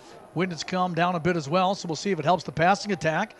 Sharon Adams on the first play for the drive, that is, gets across the 40, out to about the 41, gain of 5 for Devlin Clifford, and Travis Irons bring him down for the Bears. Now, there's really no way to practice or simulate playing offense against this Clairton Bears defense. You know, you just don't face anybody throughout the course of your season that's got any kind of team speed close to this Clairton Bears defensively. And, you know, guys like Saran Adams, Stephen Adams, Kenny Azzarello, even Mike Allen, who's got terrific speed, they're not used to going against guys that can run equally as well or sometimes better in certain situations as they do here tonight against this Clairton Bears defense. 6 gain on the play. Northgate using the timeout. Actually, they didn't use the timeout, so clock is rolling. After the gain of 6, Adams to throw. Chucks it down the far side of the field and nobody there. Nearest receiver was Mike Allen. Nearest Bear was Anthony Rice. Give credit to a pass broken up to the wind on that one, as it just took the football. Yeah, that was a quail thrown up in the air by Stephon Adams. 11 seconds still to go in this first half. Third down. And the Northgate Flames, I think, will be happy just take this one to the half and try to regroup and come out strong in the second half. 3rd and 4 for the Flames at their own 41-yard line. And they're going to hand to Azzarello to the left side, trying to find room. Azzarello spins and gets the first down as he dives towards midfield. So he picks up a solid 9, maybe 10 on the play. And we'll see if the Flames elect to use that last timeout. They will. So they'll stop the clock with 2 seconds left. Yeah, why not? The ball's sitting on the 50-yard line. Probably in these conditions too far to throw a Hail Mary for Stephon Adams, but at least you've got one more play to try to get the ball downfield, maybe a hook and lateral, some kind of trick play. Might be able to pull out here on the last play of this first half. Coming up at the half, the MSA Sports Halftime Show this week, Don Rebel and the Post-Gazette's Mike White will look ahead to the trip on the road to Hershey and the 2016 PIAA football playoffs. Of course, the winner of this one will take on the winner of Rochester-Jeanette next Saturday afternoon at Robert Morris. And then the AA championship game, or the 2As it's called now, will be at RMU following the 1A game next Saturday. Steel Valley Riverside winner to take on the winner of Washington and Neshannock. And we'll get you some updates if we can. 1st and 10 from midfield. Pump fake here. Sharon Adams just going to call his own number. He eludes a tackler and dives forward for 10 yards as the second quarter clock comes to an end. Coit Hall makes the stop for the Bears, and we have reached the half. 24 minutes of football in the books here at Chartiers-Houston. Your score at the break, it's Clairton 22 and Northgate 6. We'll take a break and be back to recap half number 1. You're listening to and watching exclusive coverage of the 2016 WPIAL football playoffs only here on the MSA Sports Network. When looking to replace your athletic field, choose ProGrass, first in turf. ProGrass has installed over 500 fields in the U.S. Getting the best artificial turf for your field depends on both the product and the partner you choose. That's why architects, athletic directors, and players choose the ProGrass Performance System. ProGrass maintains an active presence in the synthetic turf industry as members of the Sports Turf Management Association and the American Sports Builder Association, and is proud to be recognized as the FIFA preferred manufacturer. Call ProGrass today, 866-270-6003, or visit them on the web at www.progressturf.com. ProGrass, first in turf. Life is about having the confidence to know you can do anything right. I get that at Carlo. I graduated with top awards, but beyond the classroom, Carlo helped me learn a lot about myself. Carlo brings out the best in you. I know I'm going to be a fantastic nurse. I know whatever I come across, I'll be prepared. I can't think of a better place to start the rest of my life, because at Carlo, I know I matter. I matter. I matter. Enroll at Carlo University. Visit carlo.edu.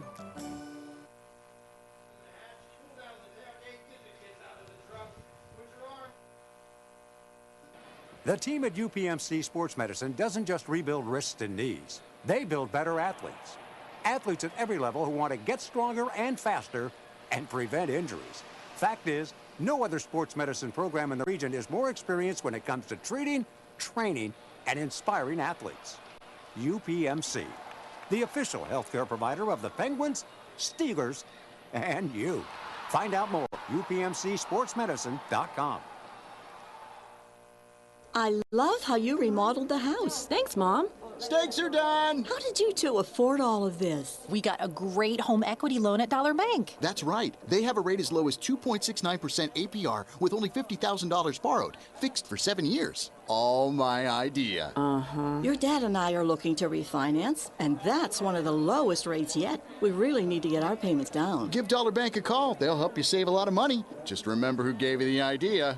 Oh, my. Talk to a Dollar Bank loan expert today. They're not paid a commission and only have your best interests in mind. Start saving money now. Refinance to one of the lowest rates around. 2.69% APR, fixed for 7 years. Longer terms are available. Stop by, call 1-800-242-BANK, or visit dollar.bank. Dollar Bank, mutually inspired. Rate is for well-qualified borrowers and includes a discount with a qualifying checking account. Not available for the refinance of a Dollar Bank loan, line, or mortgage of less than $15,000 in new money. Monthly payment of $13.07 per $1,000 borrowed. Other terms and conditions apply, subject to change without notice. Equal housing lender.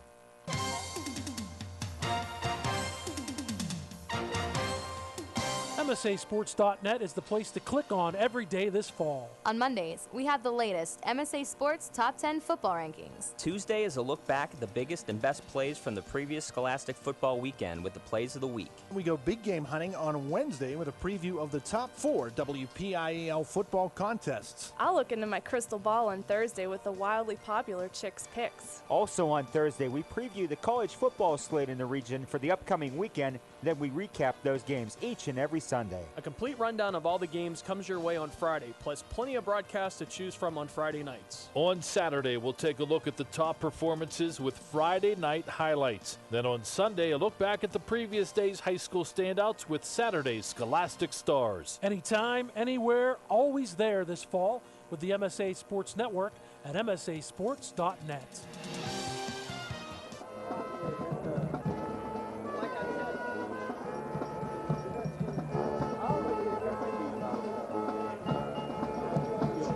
Sounds of the Northgate High School Marching Band bring us back here to Chartiers-Houston.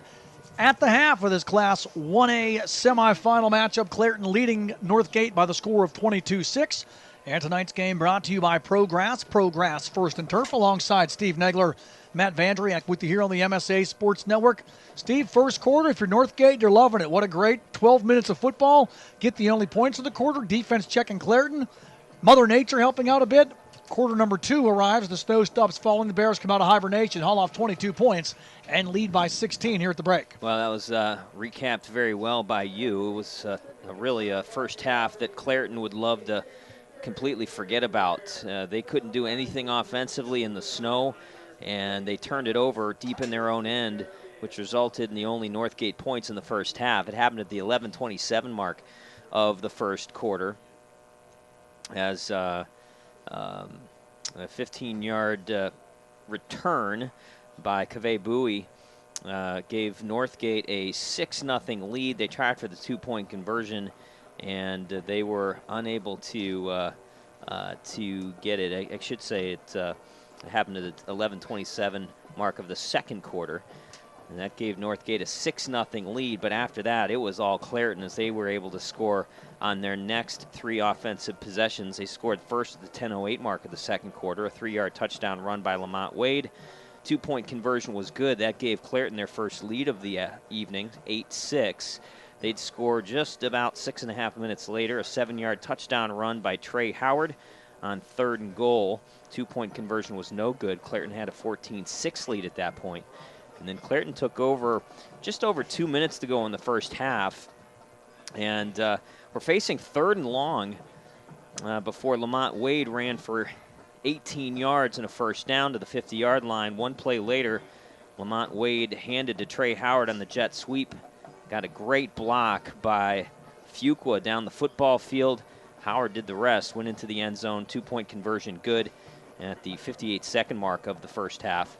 That 50-yard touchdown run by Trey Howard gave Clairton a 22-6 lead at the time, also a 22-6 lead at the half. Quick look at individual numbers for both these football teams. Clairton Bears with 231 yards of total offense in the first half, led by Lamont Wade. He carried the ball 13 times from the Wildcat formation, 105 yards and a touchdown. Kiafi Fuqua, 6 carries, 71 yards. Trey Howard, 4 carries, 57 yards, and those 2 touchdowns. For the Northgate Flames, Sharon Adams led the way. Running back for Northgate, 10 carries, 41 yards in that first half. Rough one for Stefan Adams. 2 of 9 through the air, 16 yards only for Stefan Adams. Really tough night to throw the football for sure. He also carried the ball 1 time, netted a 5-yard loss. Kenny Azzarello, 6 carries, 11 yards. Mike Allen, 1 carry for 4 yards. Only 66 yards of total offense for the Northgate Flames. That is your first half scoring summary. Once again, the score at the end of the first half, the Clairton Bears lead the Northgate Flames in this Class Single A semifinal matchup here at Chartiers-Houston by the score of 22-6. Time now for your MSA Sports halftime show. This week, Don Rebel in the Post-Gazette's Mike White going to take a look ahead to the trip on the road to Hershey and the 2016 PIAA football playoffs.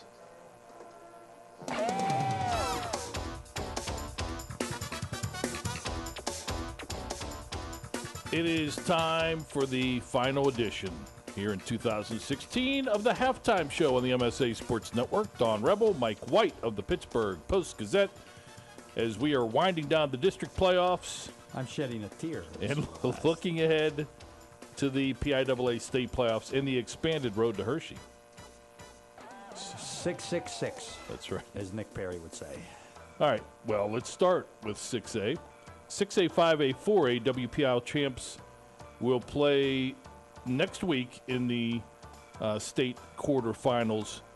The winner of the Pittsburgh Central Catholic Seneca Valley game will play the winner of the Williamsport State College matchup.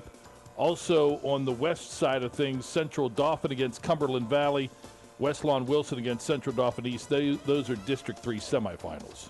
Don, I think you have to look at the District 6 team, State College. Only one loss. This is one, they've been in the state playoffs a lot of times. This is one of their best teams. They're very good. If the WPIAL champ meets State College, they're going to have their hands full. On the eastern side of the state, you got to look at St. Joseph's Prep. They're our number one team. Harrisburg, Penn Live, number one team. Pennsylvania Football News, number one team. They're always good. They're undefeated, and they've got the best running back in the state, DeAndre Swift, a big, big-time running back. I think also, besides St. Joseph Prep, someone coming from District 1, North Penn, the Chamonix, even the Perkiomen Valley. You got to look at even Garnett Valley. Well, the Chamonix lost. I should take that out. Garnett Valley's really good. They've beaten the Chamonix. Someone from District 1, a lot of times North Penn, very good in 6A. So whoever goes from the west to 6A, they're going to have their hands full in the championship. I think it'll be St. Joe's Prep. 5A WPIAL champ will play either Hollidaysburg, the District 6 champs, or Meadville, the District 10 champs. The District 3 semifinals, Governor Mifflin taking on Harrisburg, Manheim Central against Calico. I think, in 5A, whoever comes out of WPIAL, I think has a decent chance of getting there. And one of the main reasons is Cathedral Prep is in 4A. But when you look at this 5A, the bracket on the east, there's a team that's always there, been there a number of times, Archbishop Wood. They're loaded with Division I prospects usually. They're really good again. They've only played 9 games so far going into this weekend, but they're really good. And District 1 has some good teams this year again. Academy Park, Upper Dublin lost. They were a good team, but Academy Park is very, very good. A Manheim Central team you mentioned, but Archbishop Wood, that's the team to watch from the east.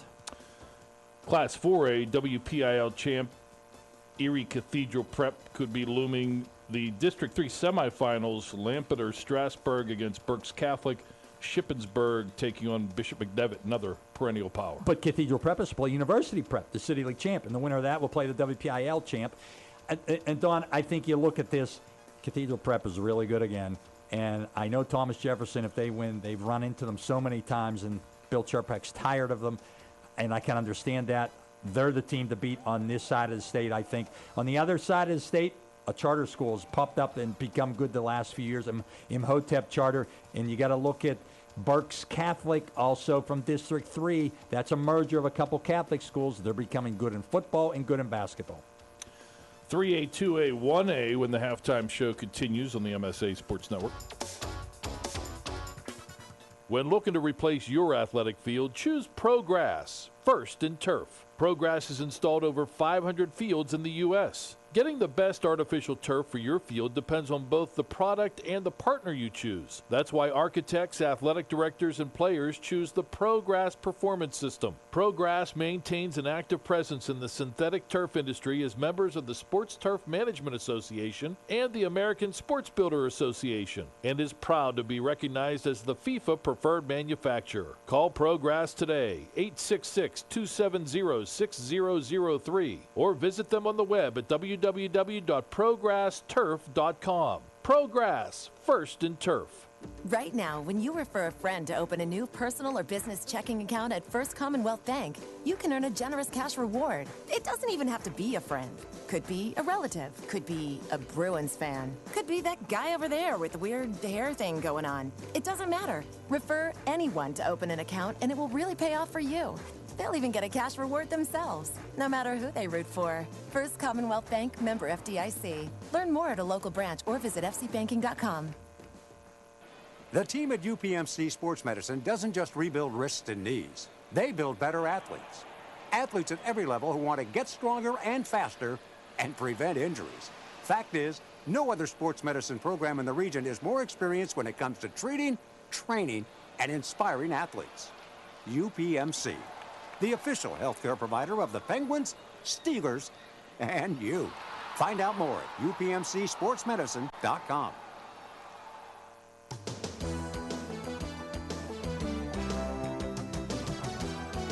Continuing our preview of the Road to Hershey halftime show. Road to Hershey technically beginning this weekend with all the action.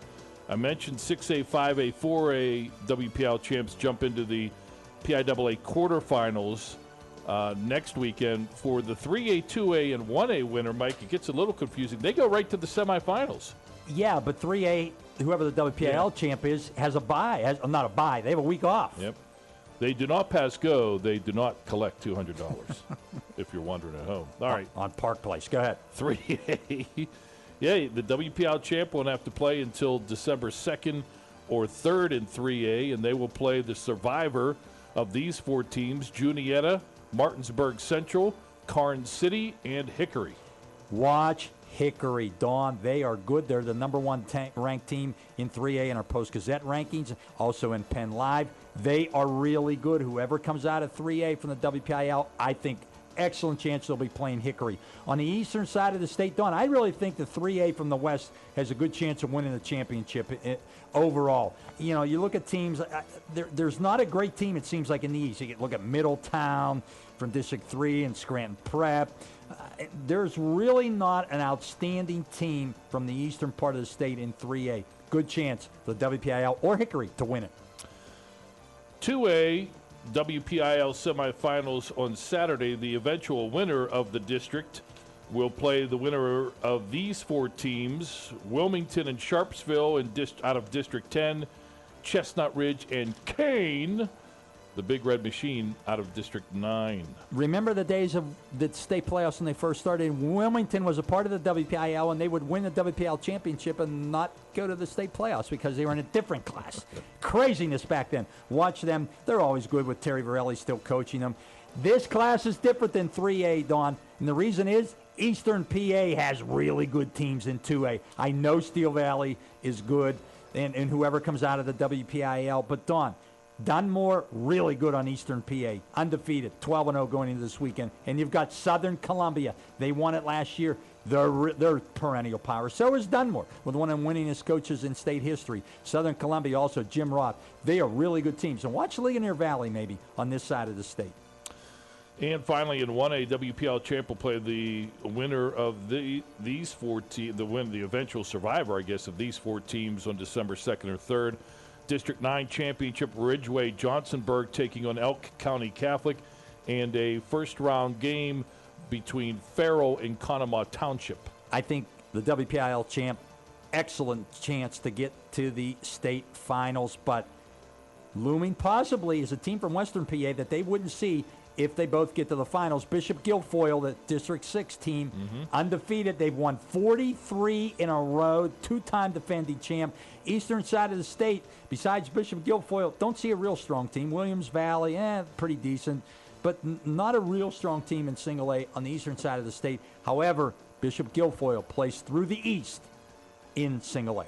And they've come through the East. 2 years ago, played Clairton in the state finals. Mike, it's been a pleasure. Mr. Rebel, thank you. Seriously. Bottom of my heart, enjoyed it again. No buses, no helicopters. No, we'll just nothing. say so long. Bye-bye. All right. Bye-bye. Enjoy the second half of the game you're listening to here on the MSA Sports Network. Back here at Chartiers-Houston at the half, Clairton leading Northgate by the score of 22-6. Alongside Steve Negler, Matt Vandriak with you here on the MSA Sports Network. Thank you for tuning in to either listen, watch, or both here tonight. Steve, this game got off to a really good start for the Flames. They played a great first quarter. They held the Bears in check, got the only points of the game on a defensive score, but in the second quarter, Clairton's offense came to life, and really, Clairton hasn't done anything fancy. They haven't done anything tricky.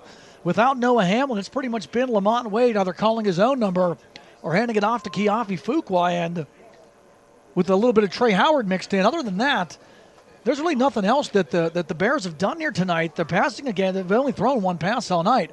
But Northgate has had no answer for Lamont Wade and Keafi Fuqua. They've run the ball very well tonight, and once they got the wheels turning, Northgate's had a really hard time stopping them. Yeah, and after the first quarter that the Clairton Bears would like to forget, it was a very impressive performance. Wade with 105 yards rushing, Fuqua with 71, and Trey Howard with 57 in those 2 touchdowns.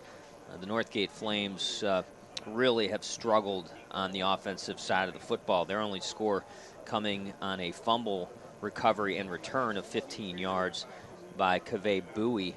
So the Northgate Flames are going to have to figure something out here defensively, or offensively, I should say, in the second half. TJ Wiley, I'm sure, talking to his team, exhorting his offense in that locker room. But they had some success early. They were able to play most of that first quarter deep in Clairton's end. They just could not capitalize and kind of continue to sustain drives. They turned it over on downs a couple of times in that first quarter when they had great field position. They just could not score. I think they're just struggling with the team speed on defense against this Clairton Bears team.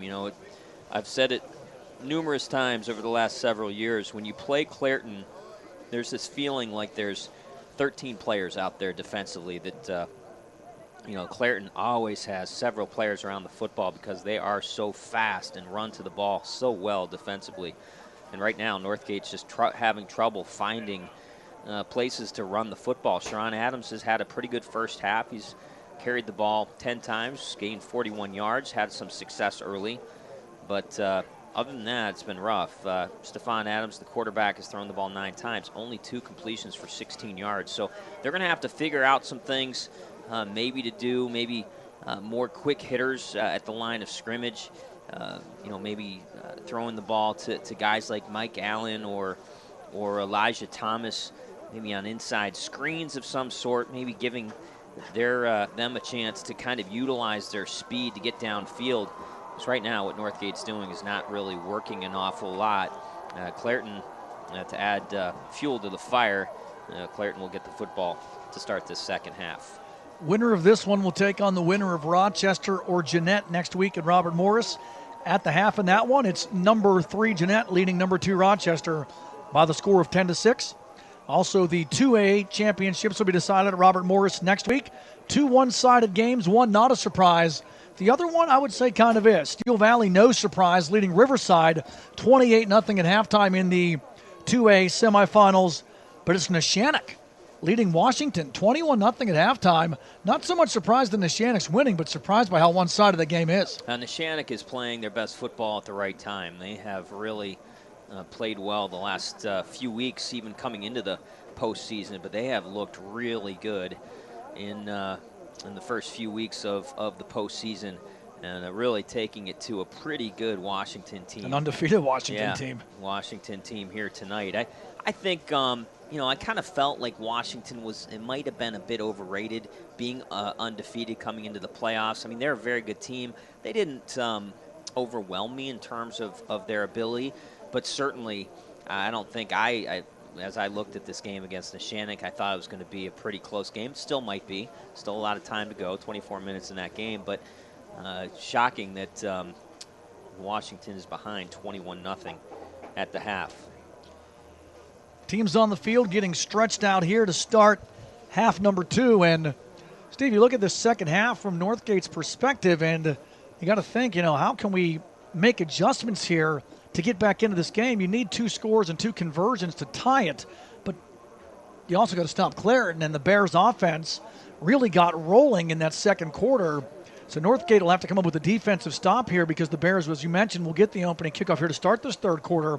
But Northgate's offense really has not had much to write home about. The only touchdown, the 15-yard fumble recovery returned by Kaveh Bowie.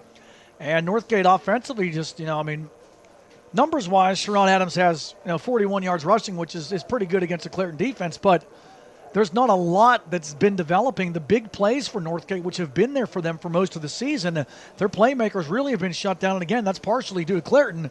It's also partially to the conditions here tonight, too, because that passing attack and that deep threat And you have Mike Allen coming in here with over 1,000 yards receiving. He had 1,037 yards receiving, 18 touchdowns, receiving leader in Class 1A. Stephon Adams, 1,551 yards passing and 12 passing touchdowns. He was second in 1A in passing yards. But the aerial attack just can't get going whenever you have windy, snowy conditions like we've had here at Chartiers-Houston tonight. I think the good news for Northgate is that, they're closer than most opponents of Clairton are at the half, and they're only down 2 scores and 2 two-point conversions. That's the good news. The bad news is that there's not a whole lot to look back on in that first half, as we've chronicled and to feel really good about. Yes, this passing attack has been pretty good to this point of the football season, but the conditions are not great to come from behind here tonight. The temperatures have dropped to just about 30 degrees, and the wind is still blowing. The snow has stopped, but the wind has not. And when you are kind of forced to throw the football, which the Northgate Flames will probably have to do a lot here in the second half, and Clairton knows you're going to throw it, and they can pin their ears back and come after you and utilize that team speed defensively, it's going to be very difficult for the Northgate Flames. If the Northgate Flames are fortunate enough to get the ball back without having Clairton score another touchdown and extend this lead, the good news is that only being down 2 scores will give them the opportunity to keep running the football a little bit more. If they give up a score here to start this second half, it's going to put the Flames in a pass-heavy scenario here in the second half, and that's not where you want to be against the Clairton Bears. So Darjay will kick off here for the Flames. And Wade, the deep return man. Darjay line drives this kick, hits one of the up men. Going to bounce all the way back to Wade at the 18. Wade brings it out across the 30, out to the 31, and he's brought down by Northgate's Chase Rousey after a return of about 11. If you're the Clairton Bears, you just want to continue the momentum that they were able to establish in that second quarter. The first 4 possessions that they had the football in the first quarter and into the second quarter were not good. They turned the ball over on downs a couple of times, and they fumbled the football, but then the last 3 drives of the first half, they were able to score touchdowns. Bears starting at their own 31-yard line. Wade coming out of that Wildcat set again, as both Fuqua and Pruitt in the backfield with him. To the left side, Wade, plenty of room. First down, Wade out to midfield. Wade in the Chartiers-Houston territory. 1 man left to beat, and Azarello wrestles him down at the 26-yard line. So Wade gets it started with a huge gain right there of 45 yards on the run by Wade. Clairton just like that in the Northgate territory. Wow, and we saw the explosion, the burst of Lamont Wade, and he just kind of ran away from the Northgate Flames defenders when he got into the defensive secondary. All the way down to the Northgate 32-yard line. And here come the Bears. It's going to be the handoff here to the near side, Kiafi Fuqua, and he gets inside of 30 down to about the 29-yard line. Gain of 3 on the play, stopped by Northgate's Rousey and Elijah Thomas.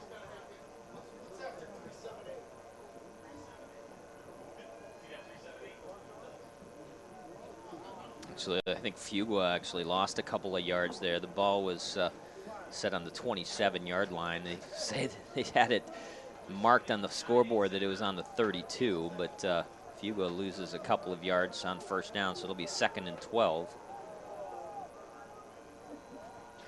And the handoff going to go to Howard on the end around, swallowed up in the backfield. Northgate's defense needed a big play, and Sharon Adams comes up with it there as Howard on the end around, who got a big gainer and a touchdown on that in the first half, gets stopped for a big loss there by the Flames, and Sharon Adams stepping up. Wow, Sharon Adams was being blocked on the play, beat the block, and then was able to take down the speedy Trey Howard in the backfield. So a great play defensively by Sharon Adams. It puts the Clairton Bears in a 3rd and very long situation. all the way back to the 35-yard line. And Wade's fumbling the snap, breaks the tackle. Now he gets a block down the sideline inside the 35 to the 34. So Wade gets about 3 yards back. He should have been stopped in the backfield, was able to get away from the first man, Kaveh Bowie, before Sharon Adams stops him after a short gain. You see the strength of Lamont Wade. Even though that was only about a 3-yard gain, he averted what was going to be a 5-yard loss. I think Bowie was back there. Chase Rousey also back there. Rousey's not a small human being, 6'1", 190 pounds. Now the ball's going to be marked back as it's going to be a block in the back. Interesting that they're going to accept this penalty with it. It's going to be 4th down and probably a good 15 yards to go. So they're going to give the Clairton Bears a down back. 3rd down and, well, let's just say there's a Mountie waiting at the yard marker. He's going to check some passports. That's how far that Clairton has to go for this 1st down. Wade fakes the handoff, rolling left, fires, has a man, and it's incomplete through the hands of Trey Howard. So Northgate gambles on that play a little bit. The gamble pays off, and Clairton will have to punt on 4th and 32. So a little bit of field position could come back the Flames' way. You don't see the Clairton Bears punt an awful lot. We saw them go for it on 4th down and 3 early in the 1st quarter on their own 23-yard line. They did not make the line to beat. Now they will with a 4th and 32 scenario here. They're going to drop back and punt this football. Stepping up and getting it off there is Maurice Reeves.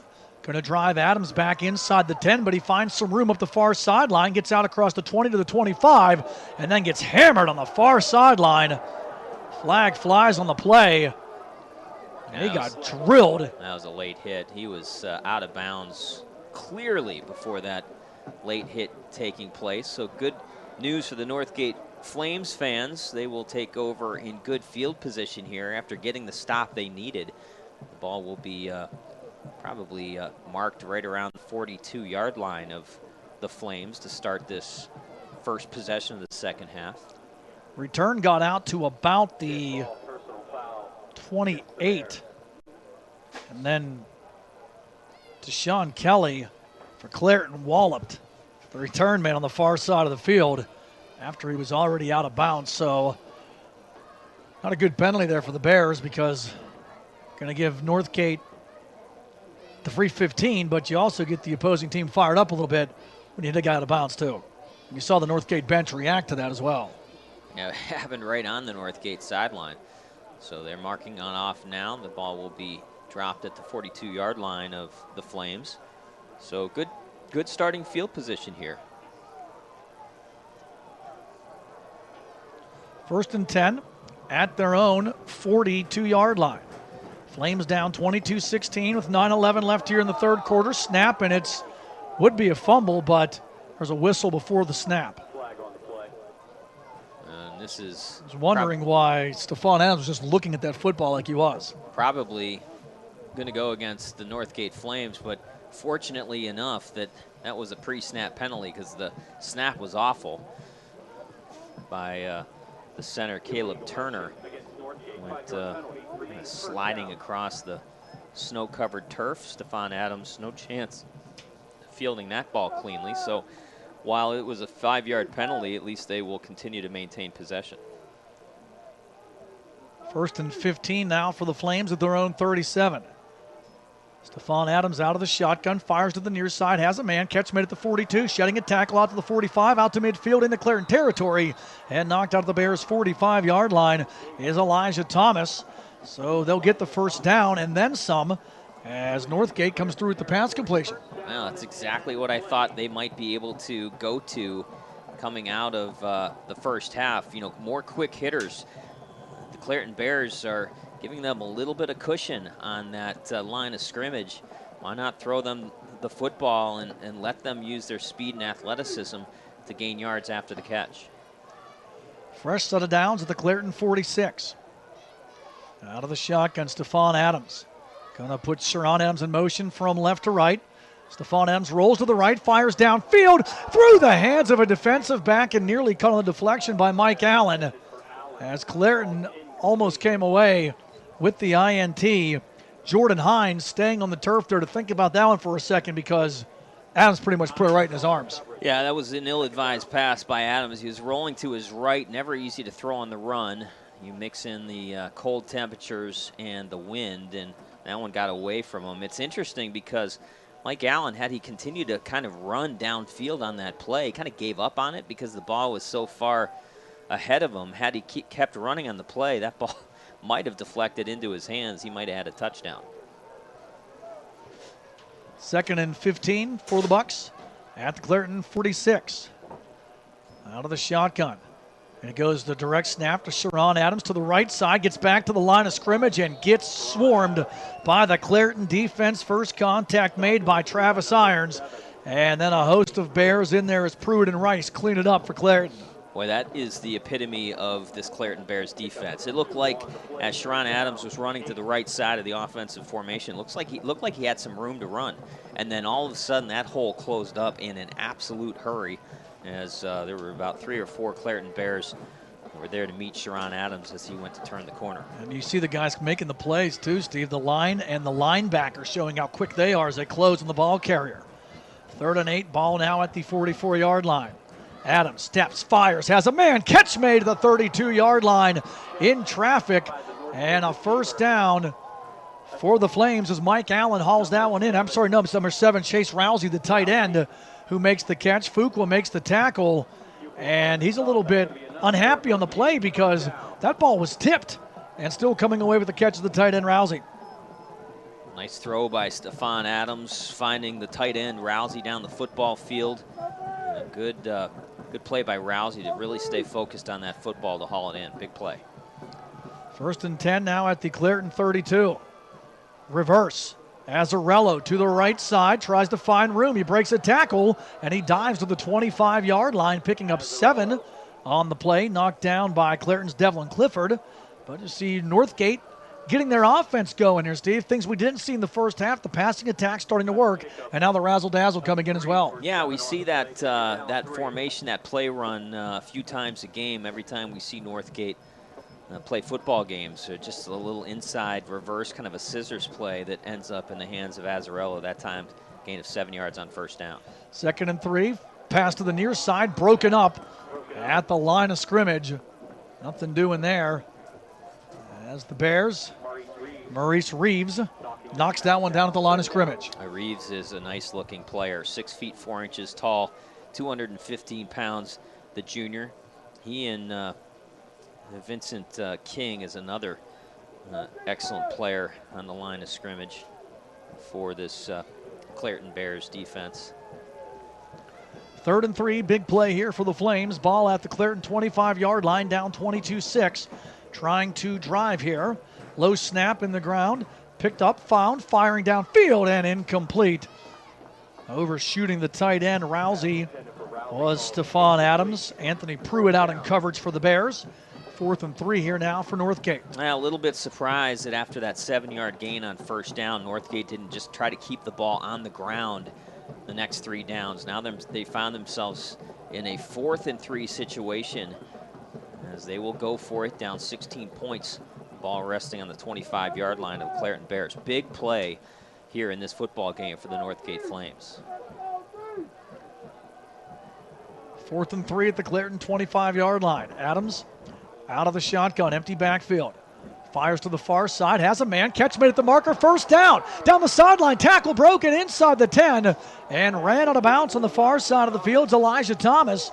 So Northgate on 4th and 3 gets this ball all the way down to the 3-yard line, picking up 22 on 4th and 3, and setting the Flames up 1st and goal. Now, why not just take what this Clairton Bears will give you, defense will give you, and that time soft coverage on the outside in front of Elijah Thomas. Just a quick stop pattern, only needed 3 yards, but good running after the catch by Thomas.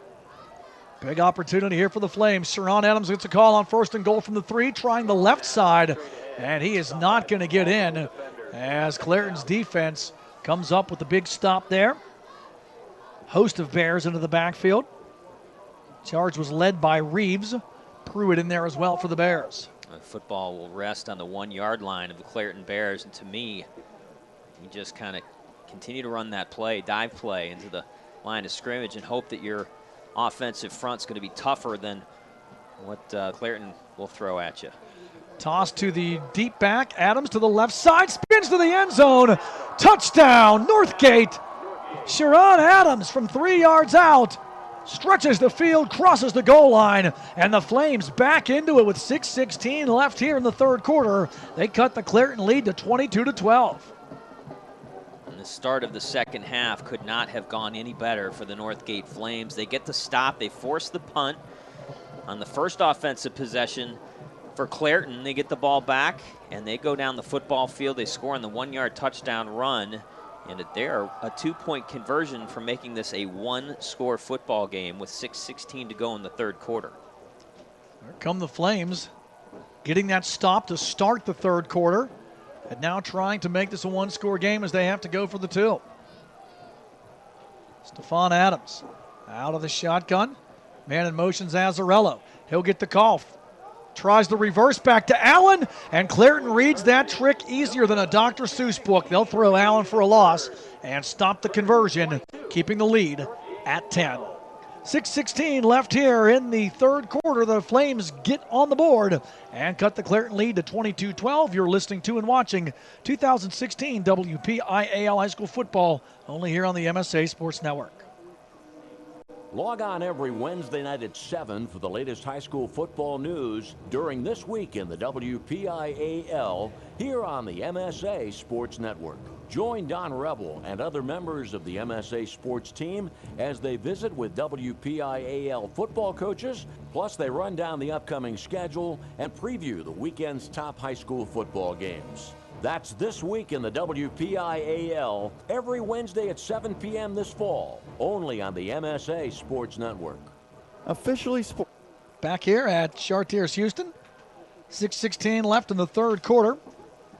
Clairton watches Northgate get the quarter started for them with a defensive stop, and then a 3-yard Sharon Adams touchdown run to get us to where we're at now, a 22-12 Bears lead.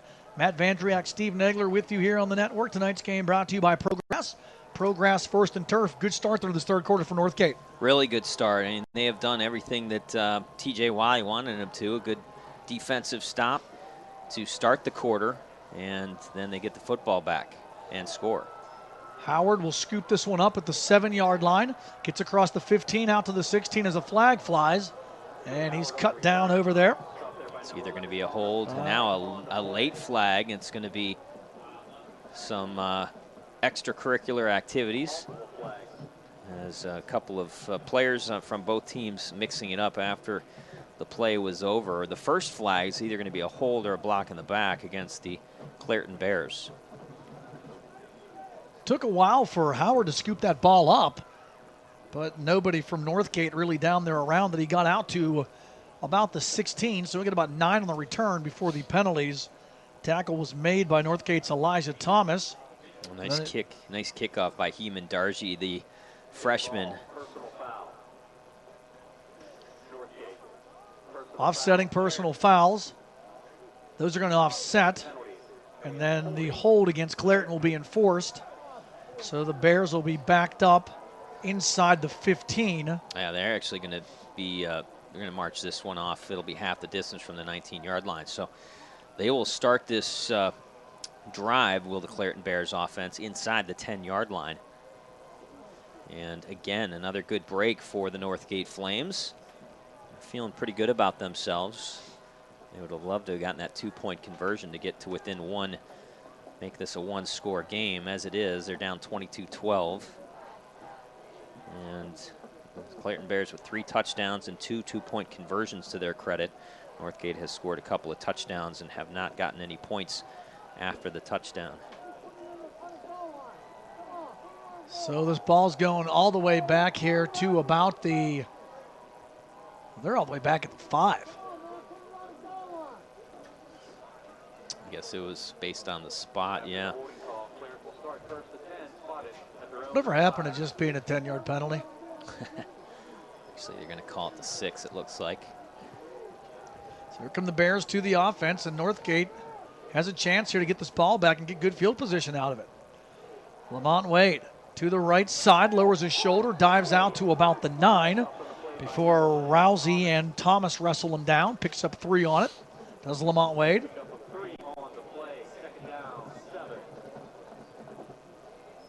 Lamont Wade unofficially 15 carries, 151 yards.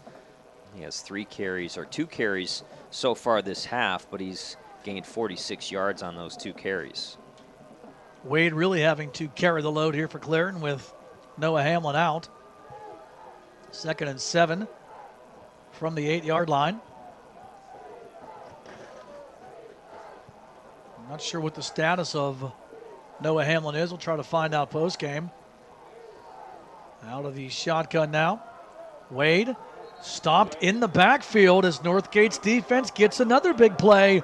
Elijah Thomas continuing his strong play on the defensive side of the ball, and he'll wrestle Wade down for a loss. Wow, that was a great play by Elijah Thomas, and not easy for a guy of that size. He's really tall, 6'3" tall, but he's pretty lean. He's 180 pounds, but he plays tough. He's able to get between the tackles and kind of slither between the offensive linemen, and he was able to kind of drag down Lamont Wade before Wade was able to get upfield.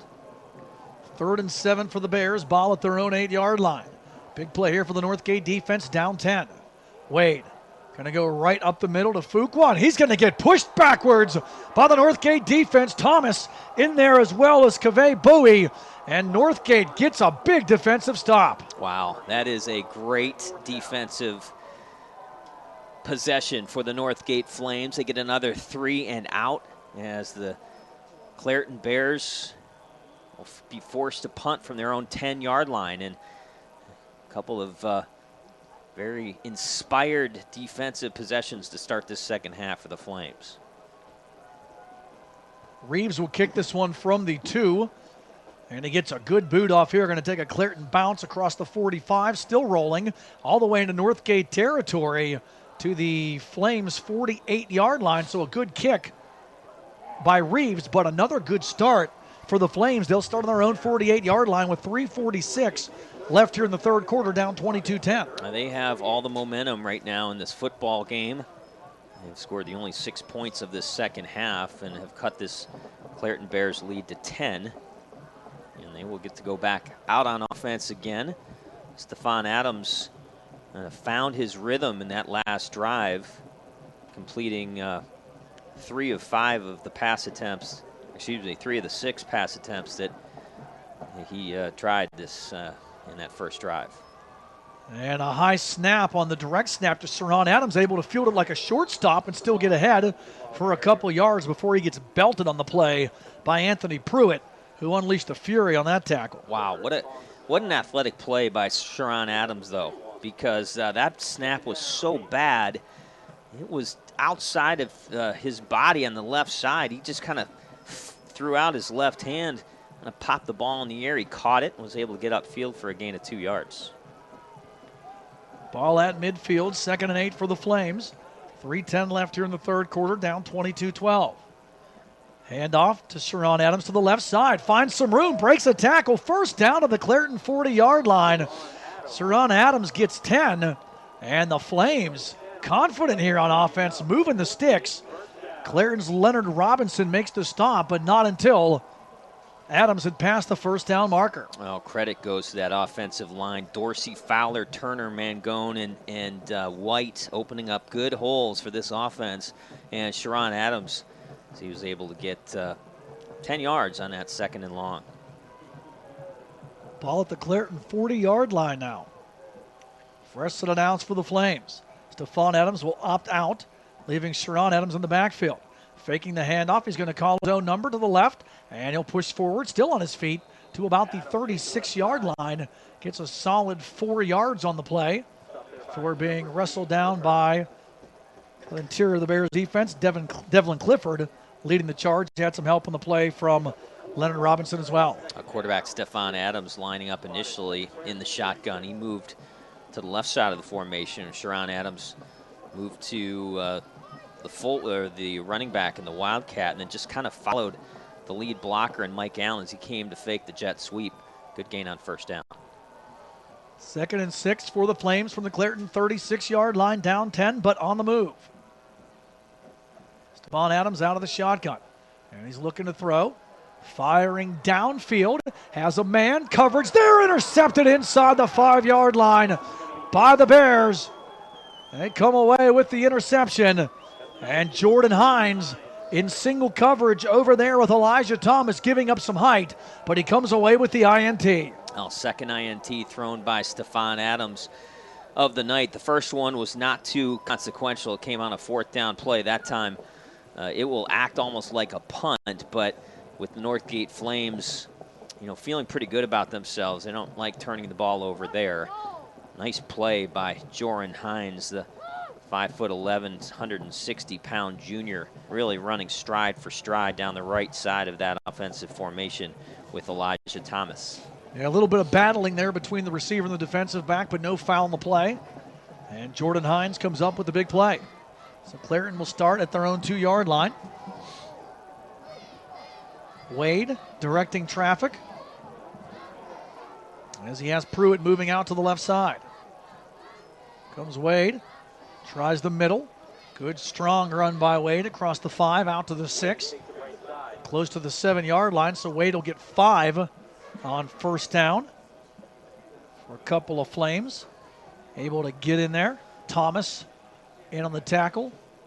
Again for Northgate, has made his presence felt on defense several times tonight. Yeah, Northgate really would love to get another 3 and out here if they can. Really keep the Clairton Bears bottled up, continue to win the the field position battle.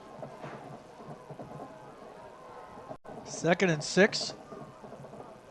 Toss to the left side, going to Trey Howard. Northgate all over it. He's close to the end zone. And Howard going to be stopped at the 1-yard line as the Flames all over it. And they get a big play. Sharon Fowler just blew up Trey Howard back inside the 5. They're going to spot it back at the 2.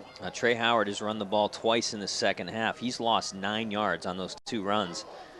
That time, again, good swarming defense to the football by the Northgate's Flames, getting up the line of scrimmage from that right side. Good penetration by Sharon Adams. 3rd down and 10, all the way back at the 2. Spreading it out of the Bears with Wade running the show. Wade trying to swing it underneath. Fuqua makes the catch in the end zone. He breaks a tackle, able to get out. Still on his feet. Fuqua up the sideline, dives across the 10. And he gets to the 11-yard line. Fuqua should have been stopped for a safety. He ends up getting 9 yards back because Mike Allen had him dead to rights in the end zone. But Kiafi Fuqua, too strong, blows through that tackle and gets all the way out to the 11. On a timeout now being taken by the Clairton Bears. Boy, you said it perfectly. Well, I'm not sure what Clairton was trying to do there. With the ball on their own 1-yard line, they try a little flat pattern with, hitting Fuqua out of the backfield in the line of scrimmage in the end zone. He caught the ball 4 yards deep in his own end zone, and I have no idea how he was able to get out of that block. But he was, and not only did he get out of the block, he was able to get the ball to the 10, almost 11-yard line. So it's going to be 4th down and 2 from that point. And I think they wanted to call that timeout, Matt, because there's only 4 seconds to go on this 3rd quarter clock. I think they see that the wind is at their back. If they will attempt a punt, I think they'd rather punt to this direction of the football field, although that's the only reason I can see them wanting to call a timeout with 4 seconds to go in this 3rd quarter. Couple of updates. The winner of this one will take on the winner of Jeanette and Rochester. Starting just the end of the 3rd quarter there, Jeanette leads the Rams. They're pulling away now. They lead 30-14, and Clairton, they're going to go for it. Unbelievable. 4th and 2 at their own 11-yard line. And Wade takes the snap. Tries to find room. Wade fights forward to the 15-yard line and gets the Clairton first down. Like a riverboat gambler, Wayne Wade rolls the dice, and Lamont Wade, the dealer, makes it pay off on the last play of the third quarter. Wow. Is that having confidence in your son when you give the ball to him, snap it directly to him in that fourth down situation when you need 2 yards? He ran through what would have been a tackle short of the sticks by Kaveh Bowie, but he just carried Kaveh Bowie for 4 yards and that first down. We'll be back with quarter number 4. 3 chapters written here at Chartiers-Houston. 1 more to go. Your score, Clairton 22, Northgate 12. The Bears will have it first and 10 at their own 15. Whenever we come back, you're listening to and watching 2016 WPIAL High School football coverage, only here on the MSA Sports Network. Officially Sports is your one-stop shop for all your officiating needs. If you need a shirt, jacket, pants, shoes, whistles, etc., Officially Sports has it all, and they are the sole licensed supplier for the Pennsylvania Interscholastic Athletic Association. Officially Sports also provides custom bags and apparel to help promote your officials association. Mention this ad and receive free shipping until November 1st. Order online at www.officiallysports.com or call 1-800-934-4555. That's 1-800-934-4555. Call today. Back here at Chartiers-Houston, fourth quarter getting underway. Clairton first and 10 at their own 15-yard line, leading Northgate by the score of 22-12. Tonight's playoff game brought to you by ProGrass. ProGrass first in turf. Kiafi Fuqua on first down, gets the call, gets across the 20, out to the 25. A flag flies as he cuts it back at the 30, sheds another tackler out to the 34-yard line, a gain of 19. That is going to come back as a flag flies against the Bears. Well, they got Joran Hines on the outside, and I don't think it was a hold. I think it was a terrific block, almost like a pancake block. It was a great block by Hines as he knocked Azzarello down to the turf. But the flag flies at the 24-yard line. What would have been a first down is going to be hauled back, and it's going to be a second down or first down and 11 from the 14-yard line, it looks like. Well, Steve, let's just recap the end of that third quarter. Clairton had the ball, third down and 10 at their own 2-yard line.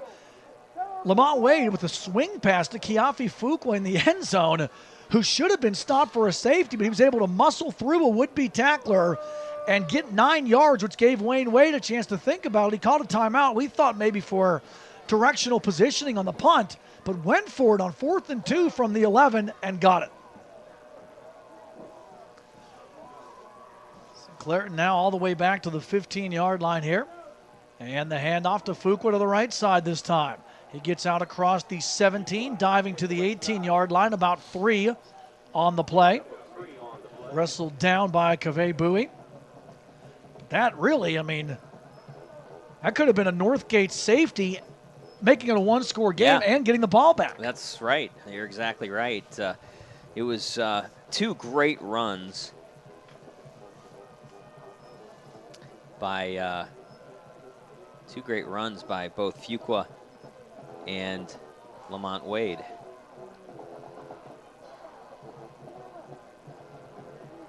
Second and 6 from the 19. And here comes Wade. Trying to find some room, finds nothing as the Flames defensive line able to get in there and make a big stop. Nice job in there by Sharon Fowler and Caleb Turner to stop Wade. I had alluded earlier when Lamont Wade had run for that first down on 4th down that son of Wayne Wade, they're actually cousins, not directly related like I had alluded to. But great running by Lamont Wade nonetheless. And he's going to be called on here on 3rd down and 6, I'm sure, to try to get the first down again. 2nd and 6 from the 19. Wade gives to Fuqua, breaks a tackle again in the backfield. Fuqua across the 25. Look at him out to the 30 as he shakes and bakes for a gain of 12. And a Clairton first down before Barbarino for the Flames can finally wrestle him down. Well, I think everybody was looking at Lamont Wade on that 3rd down and 6. They give it to Kiafi Fuqua, and he does the job. Well, he has been really impressive.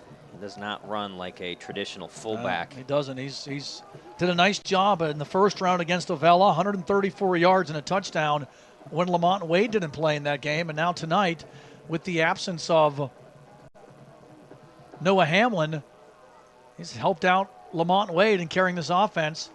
The Bears are 9.5 minutes away from a championship berth. Wade to the right side, blockers in front. Wade lowers his shoulder across the 35 and gets out to about the 37-yard line. Sharon Adams on the stop for Northgate after a gain of 6. 2nd and 4 coming up for the Bears. Right now, Clairton Bears just keeping it on the ground, churning a lot of clock. Clock ready to go under 9 minutes in this 4th quarter. Giving Wade 7 on that carry, so Clairton in control of this one, and just got to keep thinking back, Steve, to the way that 3rd quarter ended. Northgate with a golden opportunity, able to avoid disaster in their own end zone with the Bears. Clairton trying that end around. Northgate all over it. Howard has nowhere to go, and he'll be dropped in the backfield as Northgate's defense was ready for that end around, and Stephon Adams this time blowing it up with some help from Chase Rousey. Clairton players shaken up too, and favoring the lower left leg there, one of the Bears. Coming up after the game, a special edition of the WPIAL Football Scoreboard Show with Dawn Rebel from the new MSA Sports Control Center with the scores and the recaps from the 2A and 1A semifinals here of the 2016 WPIAL football season. Football playoffs, that is. Don't miss the WPIAL Football Scoreboard Show after the game here on the MSA Sports Network. I'm not sure who that is on the ground. It might be Trey Howard. He is now up. It is Trey Howard. So the ball carrier shaken up.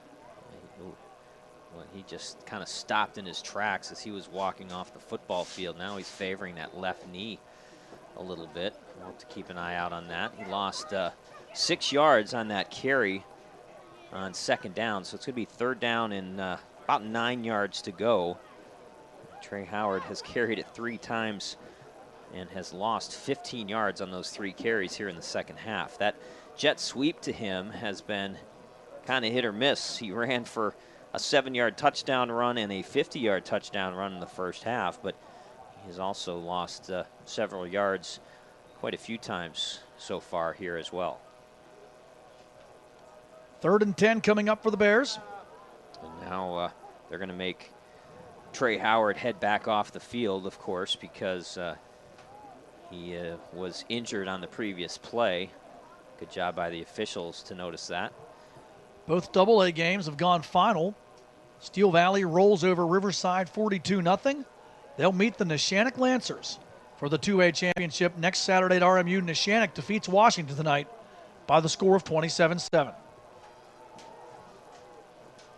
3rd and 10 coming up here for the Bears.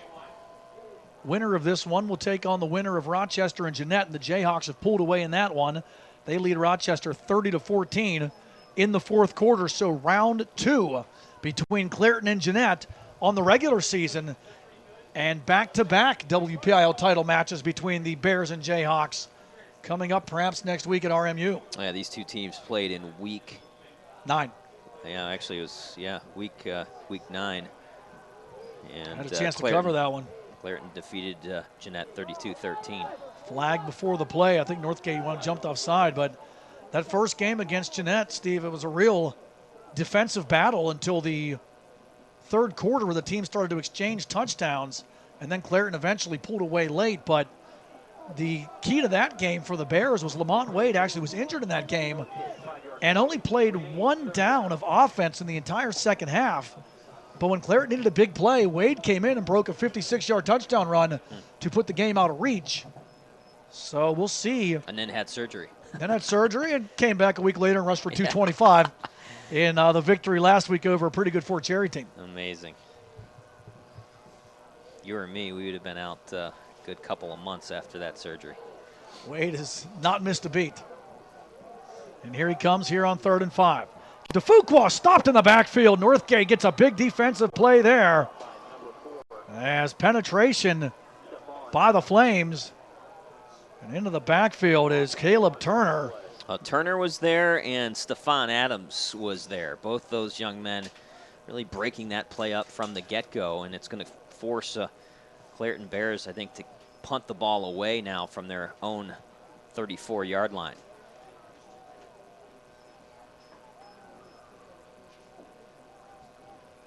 So Northgate's defense gets the stop. Now their offense will have to get something going here. Stepping in, punt is blocked! Scooped up by the Flames. No, it's still loose and it'll be down at the 15-yard line. But Northgate gets the punt block. Sharon Adams blocking it right off the foot of Maurice Reeves, and the Flames will have it 1st and 10 at the Clairton 15-yard line. And my goodness, Caleb Turner, he was looking at that football like a hungry dog looks at a steak, but he just couldn't scoop it up.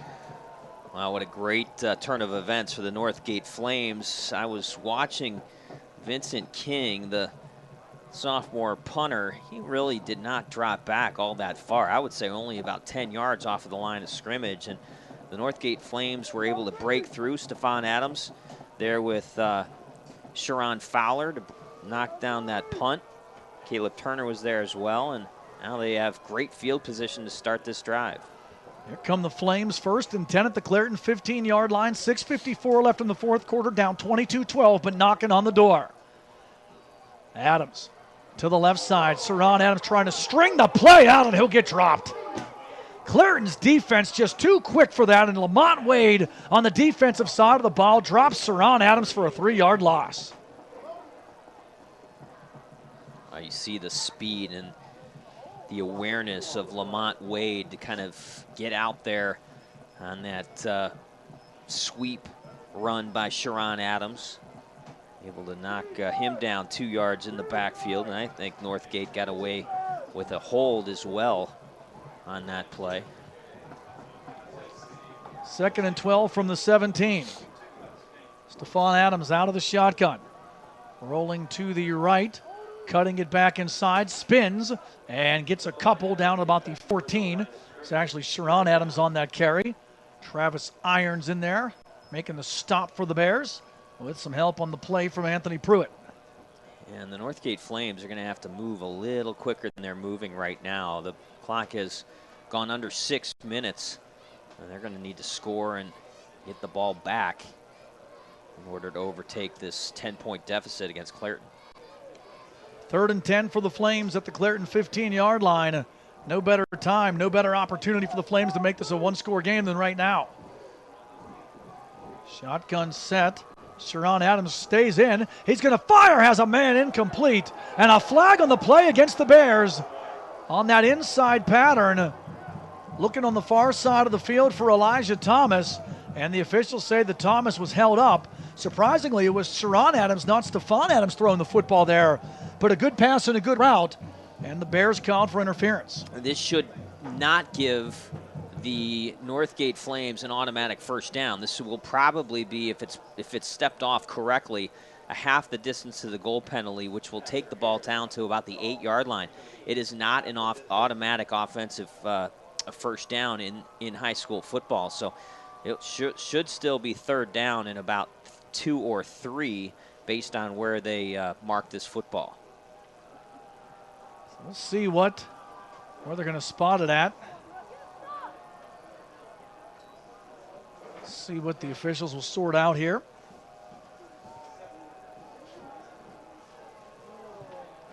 After the penalty, it will be. It'll be 3rd down in about 3. TJ Wiley calling a timeout. Wants to get his offensive squad over to talk to them a little bit and kind of plan out this big 3rd down play with 5:22 to go in this football game. This is a huge play for Northgate because they got to get some points on the board, Steve. The bad thing, though, is that they need to do it maybe a little bit quicker because Clairton will get the ball back and they got to come up with a stop. So we'll see how it plans out here. But forget, coming up after the game, a special edition of the WPIAL Football Scoreboard Show with Don Rebel from the new MSA Sports Control Center with all the scores and recaps from the 2A and 1A semifinals of this 2016 WPIAL football playoff season. Don't miss the WPIAL Football Scoreboard Show after the game, only here on the MSA Sports Network. 3rd down and 3 at the 7-yard line after the penalty against the defense.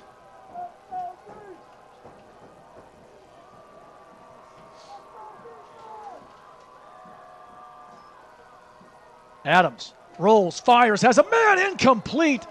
Through the hands of the intended target there. Stephon Adams had Sharon Adams close to what would have been a first down, but the ball goes through his hands, and now a big fourth down for the Flames. Well, that ball was thrown a little bit high, but that's one that Sharon Adams needs to come down with. Not an easy catch, but one that he should have made. And now it's going to put Northgate in a very tough 4th down and 3 situation from the 7.5-yard line of the Clairton Bears. Do or die right now for the Flames. You could kick the field goal here. True. It would be a 24-yard attempt and would make it a 7-point game. And I think that's what T.J. Wiley's going to talk about right now, as he's going to take a timeout with 5:17 left here in this 4th quarter, trailing by 10. Wow, and the Northgate Flames using these timeouts in this situation. You understand why they do in the moment, because this is a do-or-die situation, but burning these timeouts is really going to hurt this Northgate Flames team down the road. If they are able to get the first down and ultimately get a touchdown, they're going to need those timeouts down the road to stop the clock, to try to get this football back from the Clairton Bears. And if they do get it back and they're down 1 score, it's going to be a lot more difficult without these timeouts to have in their back pocket. Progress is back this year, sponsoring the 2016 fall edition of the Progress Athletes of the Month in football as well as boys and girls soccer. The October winners were Kyle Fitzroy from Apollo Ridge for football, Daryl Daniels of Seton LaSalle for boys soccer, and Emily Harrington of Norwin for girls soccer.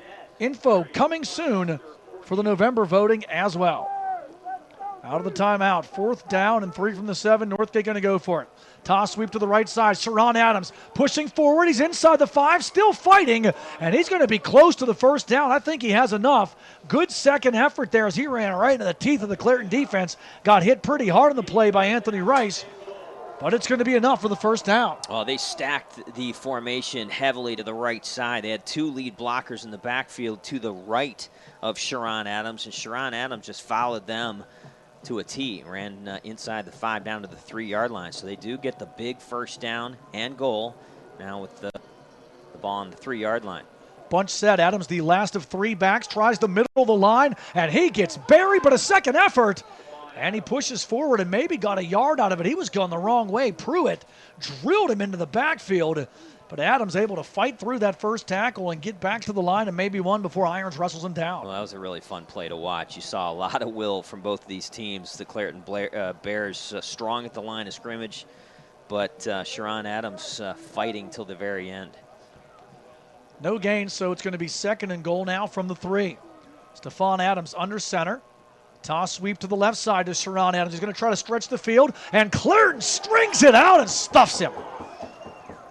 That's twice we've seen Northgate trying to stretch that field, and Clairton's defense is just too quick. Yeah, you're not going to run outside the tackles with a whole lot of success in general, but when you're inside the 5-yard line and pretty much everybody is within 5-7 yards of the line of scrimmage, it's almost impossible to run outside the tackles with any kind of success. So it's going to be another 3rd down and goal, this time now from the 5-yard line. Losing 2 on that one was Sharon Adams. And now another big play here for the Flames. 3:40 left here in regulation. 22-12 Clairton the lead. 3rd and goal from the Clairton 5-yard line for the Flames. Adams fakes the handoff.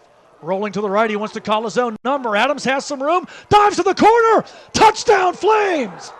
Stephon Adams stretches it in, hits the pylon, and makes it a 22-18 game. Northgate back into it. Stephon Adams with a 5-yard TD run.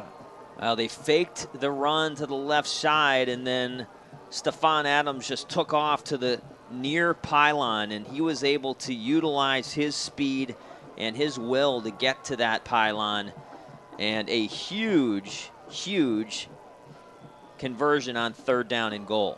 Cuts this lead to 22-18. Looks like they're going to go for it once again, I think, unless they got Darji coming into the game. Well, you're down 22-18. An extra point makes it an opportunity to get a field goal, and Northgate's going to go for 2. Is Mike Tomlin coaching them? There go the Flames for the deuce. Stephon Adams chucks it into the end zone, and it's broken up by the Bears. Ill-advised play call there, at least in my opinion. I don't know why you don't kick the extra point and give yourself a chance to tie it on a field goal. Instead, Northgate goes for two. Much like the Steelers against the Cowboys, don't get it. Well, Stephon Adams doing a really nice job to get into the end zone. On the kind of the naked boot.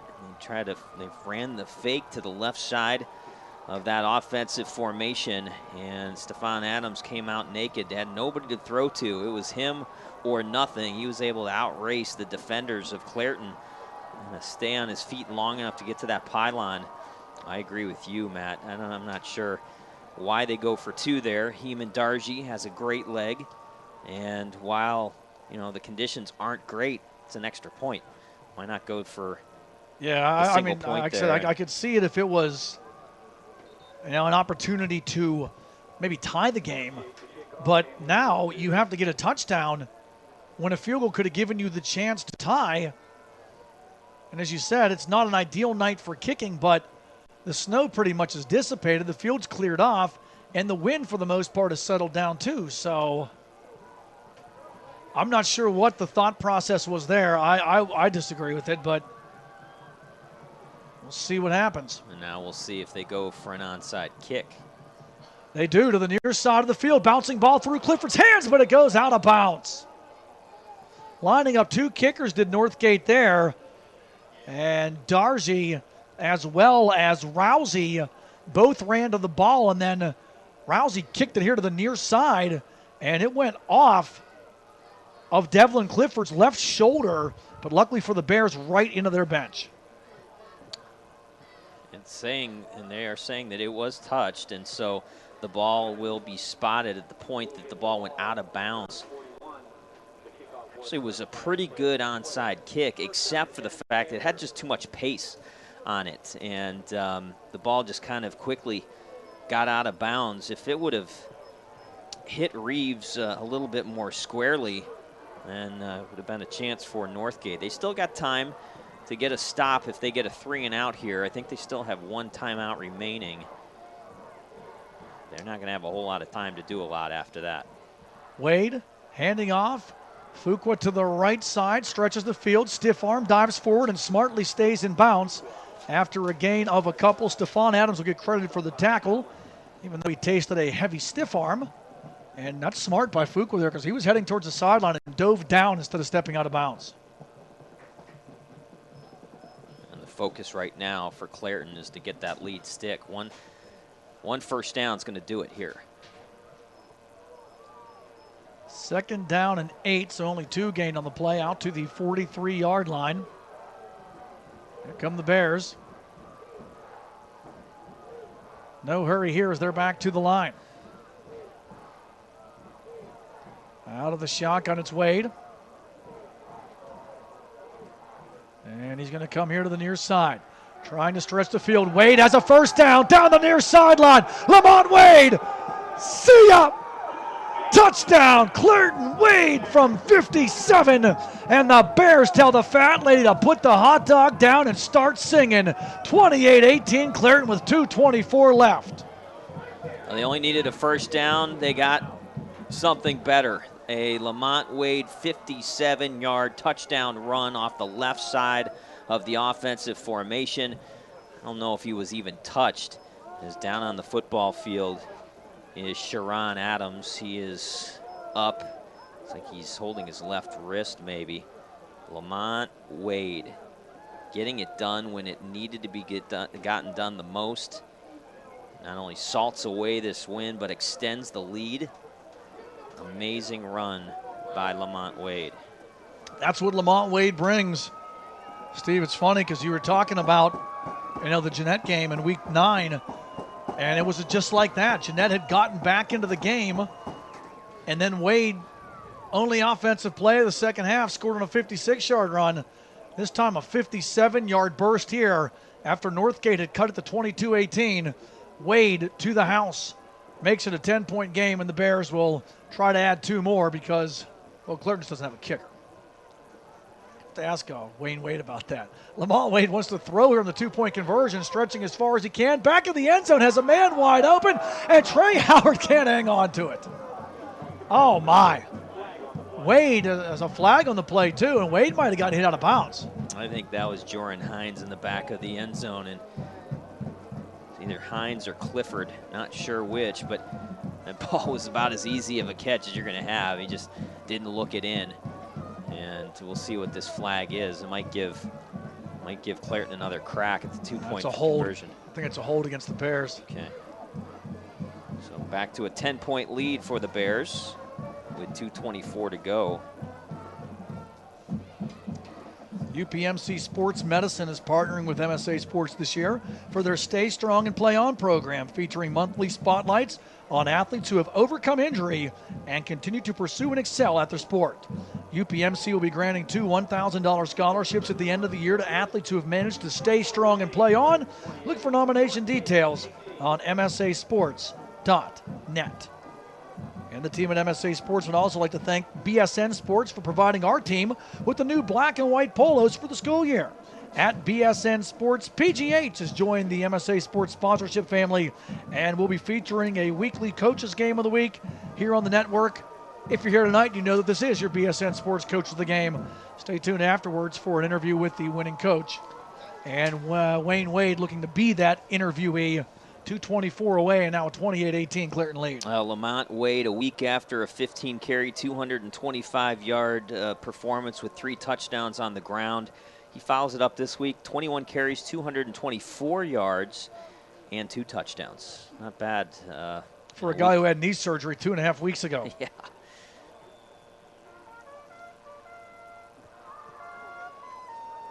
Kickoff here by Reeves, going to go out of bounds, so a procedure call against the Bears. Sorry, I was starting to chuckle at whoever was able to pull the horn out in front of us, Steve, and play the charge there. I was ready to jump into it. It felt like a Steeler game.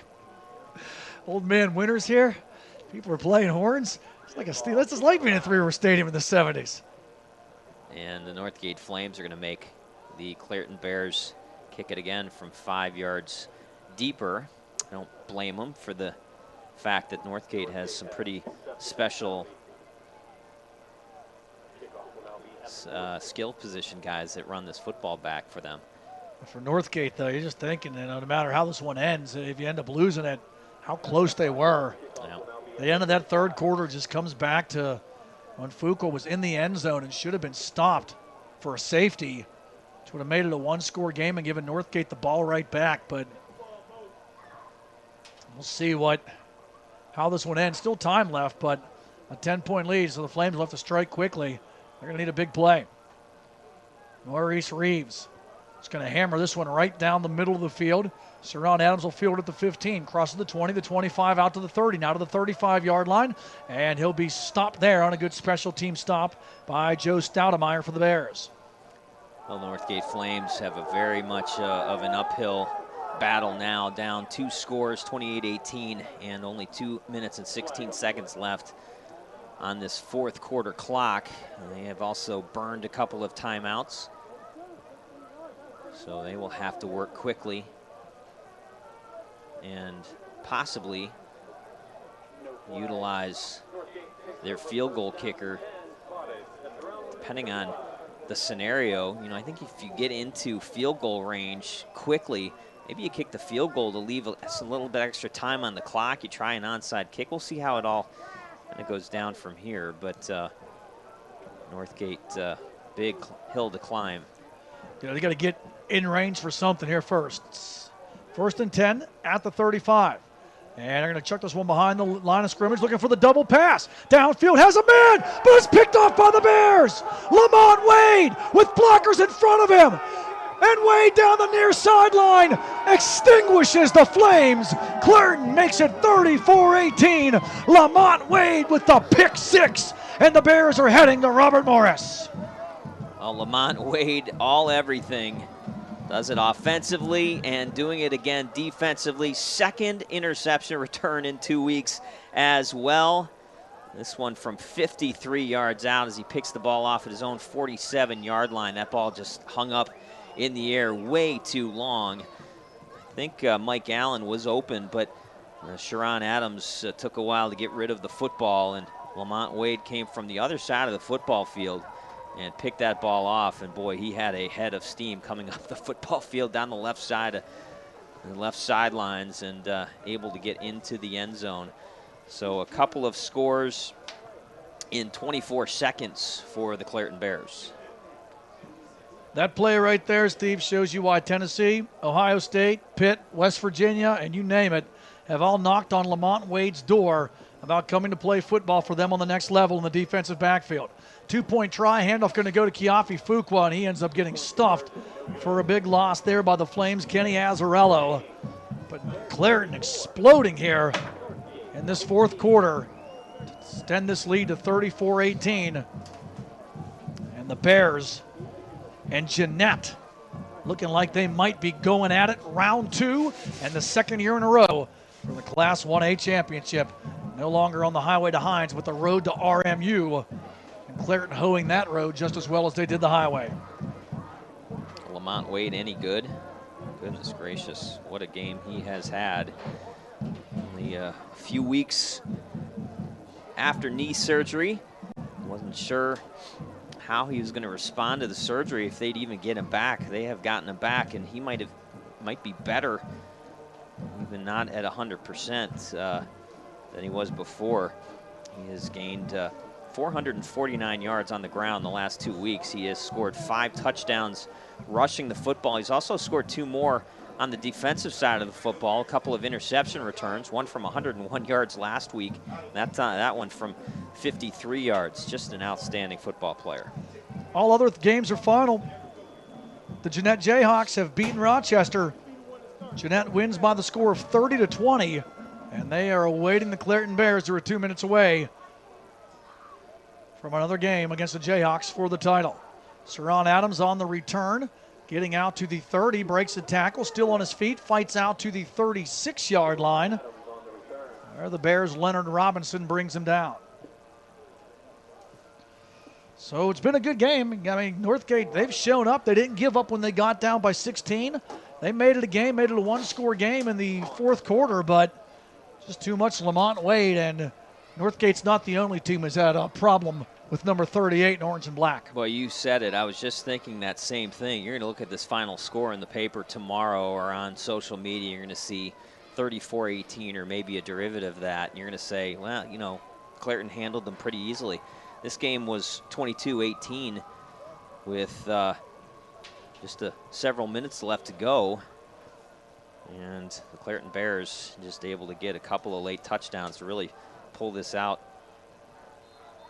Up the middle here is the pass to Elijah Thomas. He'll get about 5.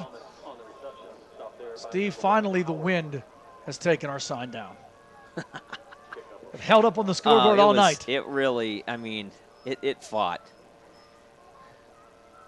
but it lost. Northgate. Stephon Adams to throw here on 2nd and 5 to the near sideline, and just has to throw that one out of bounds. Great coverage downfield by the Bears. Everyone covered, and then Adams threw it away as Coyd Hall was bearing down on him. But give a lot of credit there to Jordan Hines, who just stayed with the tight end, with the receiver Thomas on that play, and then the linebacker Pruitt wouldn't let Rousey out of his sights either. The Bears, a couple of plays away from another battle against the Jayhawks. And Northgate, a great season, the best season for them in 32 years, will come to an end. Sharon Adams off the left side gets the first down. Nice move across midfield down to the Clairton 42-yard line. Adams picks up a solid 16 before Jordan Hines and Trey Howard can get him. Clairton just content to let this clock roll. Yeah, Sharon Adams has had a solid game running the football. 23 carries, 81 yards. You don't see too many individuals as Stephon Adams spikes the ball into the turf to stop the clock. You don't see too many individuals run the ball for 81 yards against this Clairton Bears defense, but Sharon Adams has had a pretty good evening. It's been a good season for Northgate. Mentioning 32 years ago, the last time the Flames played in the semifinals, losing to Duquesne, who went on to win the WPIAL title back in 1984. I was 8 years old. Steve, where were you at in 84? Rocking out to some Journey. Senior. I was a senior. Yeah, I was. I was a senior in high school in 84. Joined some Bruce Springsteen, made a little Born to Run back in the early 80s there. And probably rocking a terrible mullet at the time. Kudos to Limon to keep that alive here in 2016. Saw the pictures from Heinz Field last night. Much like Sister Christian, Limon's mullet is still motoring.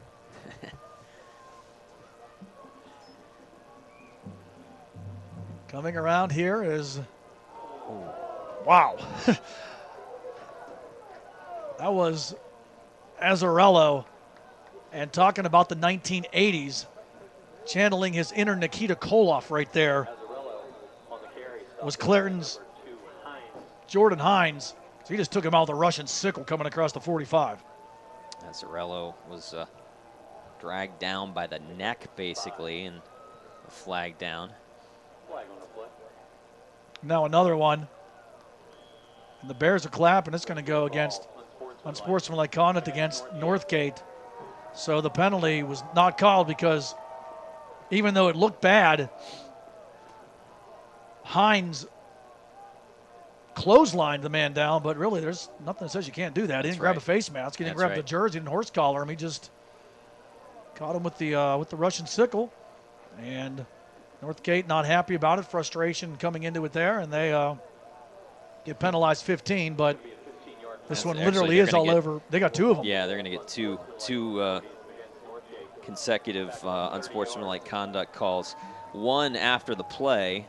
I think they were disputing the non-call, and then something else was said that netted them 15 more yards. So it's going to be a third down, and I don't know. I can't add that high.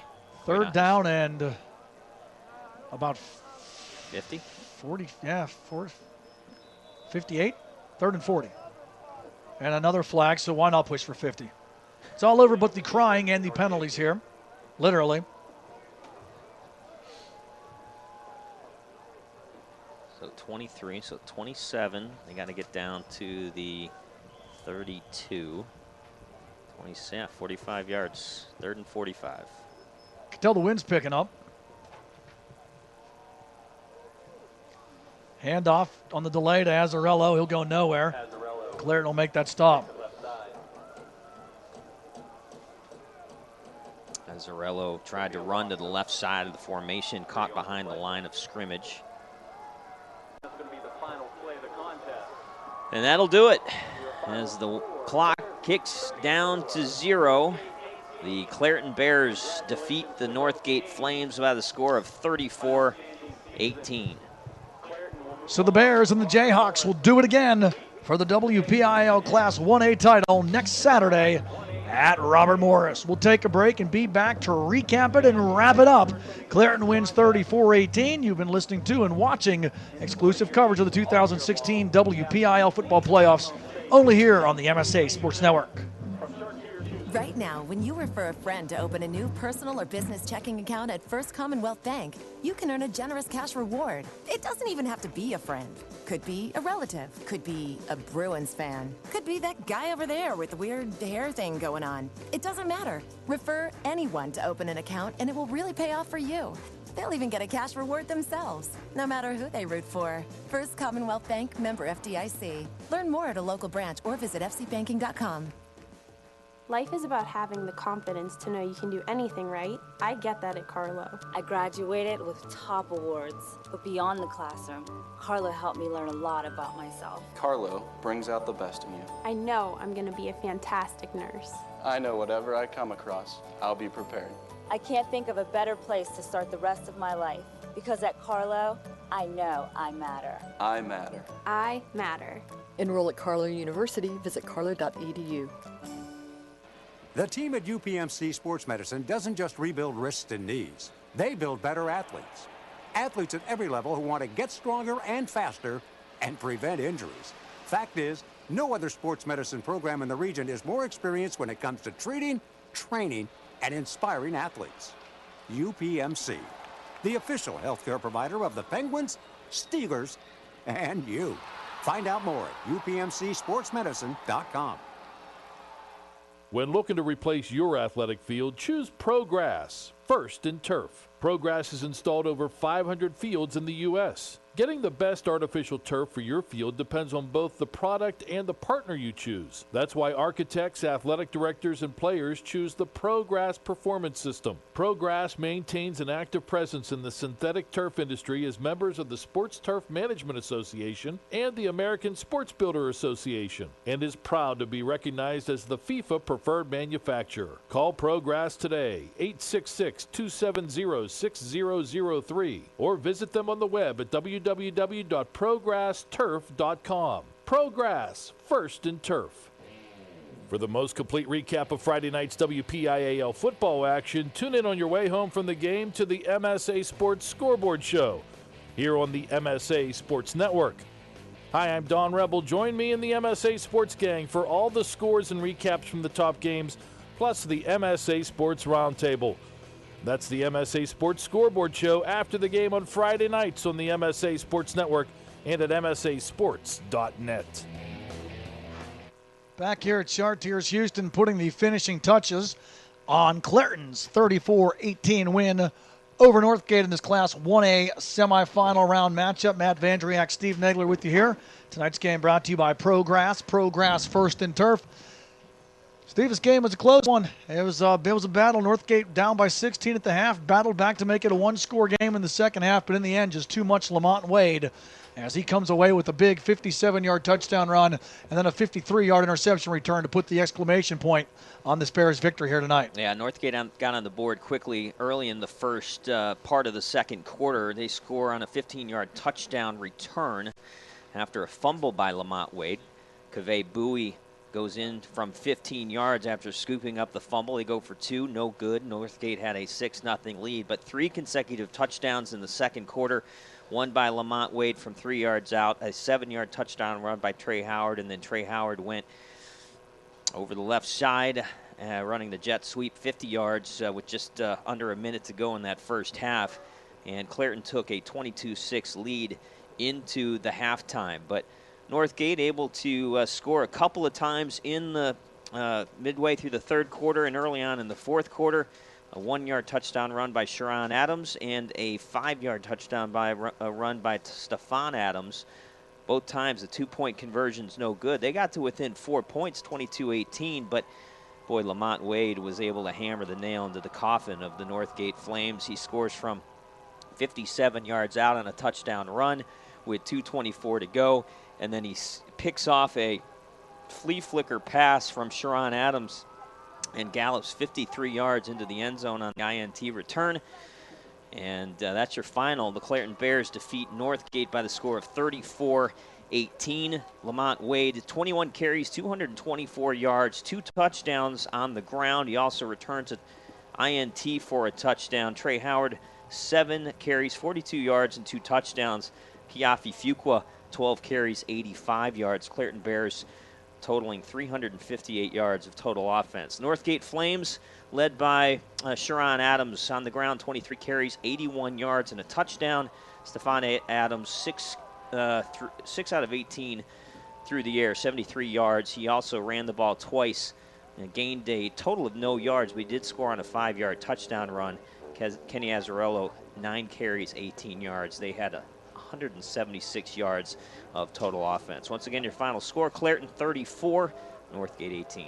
Steve, really, I think this game turned around in that third quarter. There was a chance to stop Clairton inside the goal line, and Kiafi Fuqua able to break a tackle, and what would have been a safety would have made it a one-score game and given the Flames the ball back. But Fuqua able to get away from the tackler, get out close to the first down, and the Bears gambling on 4th and short, get that first down, and were able to maintain the lead when Northgate had a chance to get back into it. And then also the Flames got close towards the end, but even if they would have kicked that extra point, it wouldn't matter because Lamont Wade decided that game with big plays on both sides of the ball. Yeah, he was outstanding tonight. It's remarkable that this young man just had surgery a 3 weeks ago and has come back as strong as he has. Again, 449 yards rushing in the last 2 weeks and 5 touchdowns on the ground. Just simply a transcendent athlete at the high school level. It's no wonder why there's several Division I schools that are looking to recruit that young man. So Clairton and Jeanette will do it again, round 2 for the WPIAL Class 1A Championship next Saturday afternoon at Robert Morris. Final score here from Chartiers-Houston. Clairton 34, Northgate 18 for Steve Nagler, and for Chris Lackner on video, Matt Vandriak saying thank you for tuning in to tonight's game. You've been listening to and watching exclusive coverage of the 2016 WPIAL football playoffs only here on the MSA Sports Network. Good night, everyone.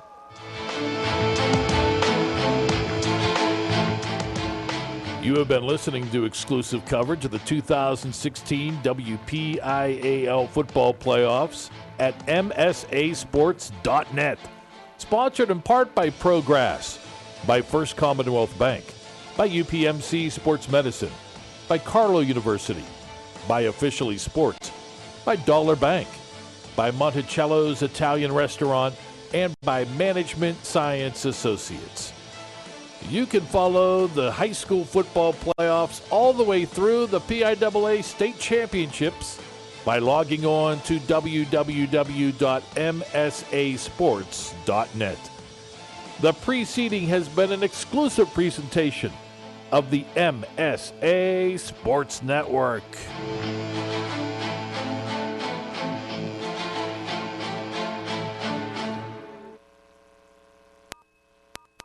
MSA Sports. Press 1 to resume or 3 to end broadcast. Your broadcast has been ended.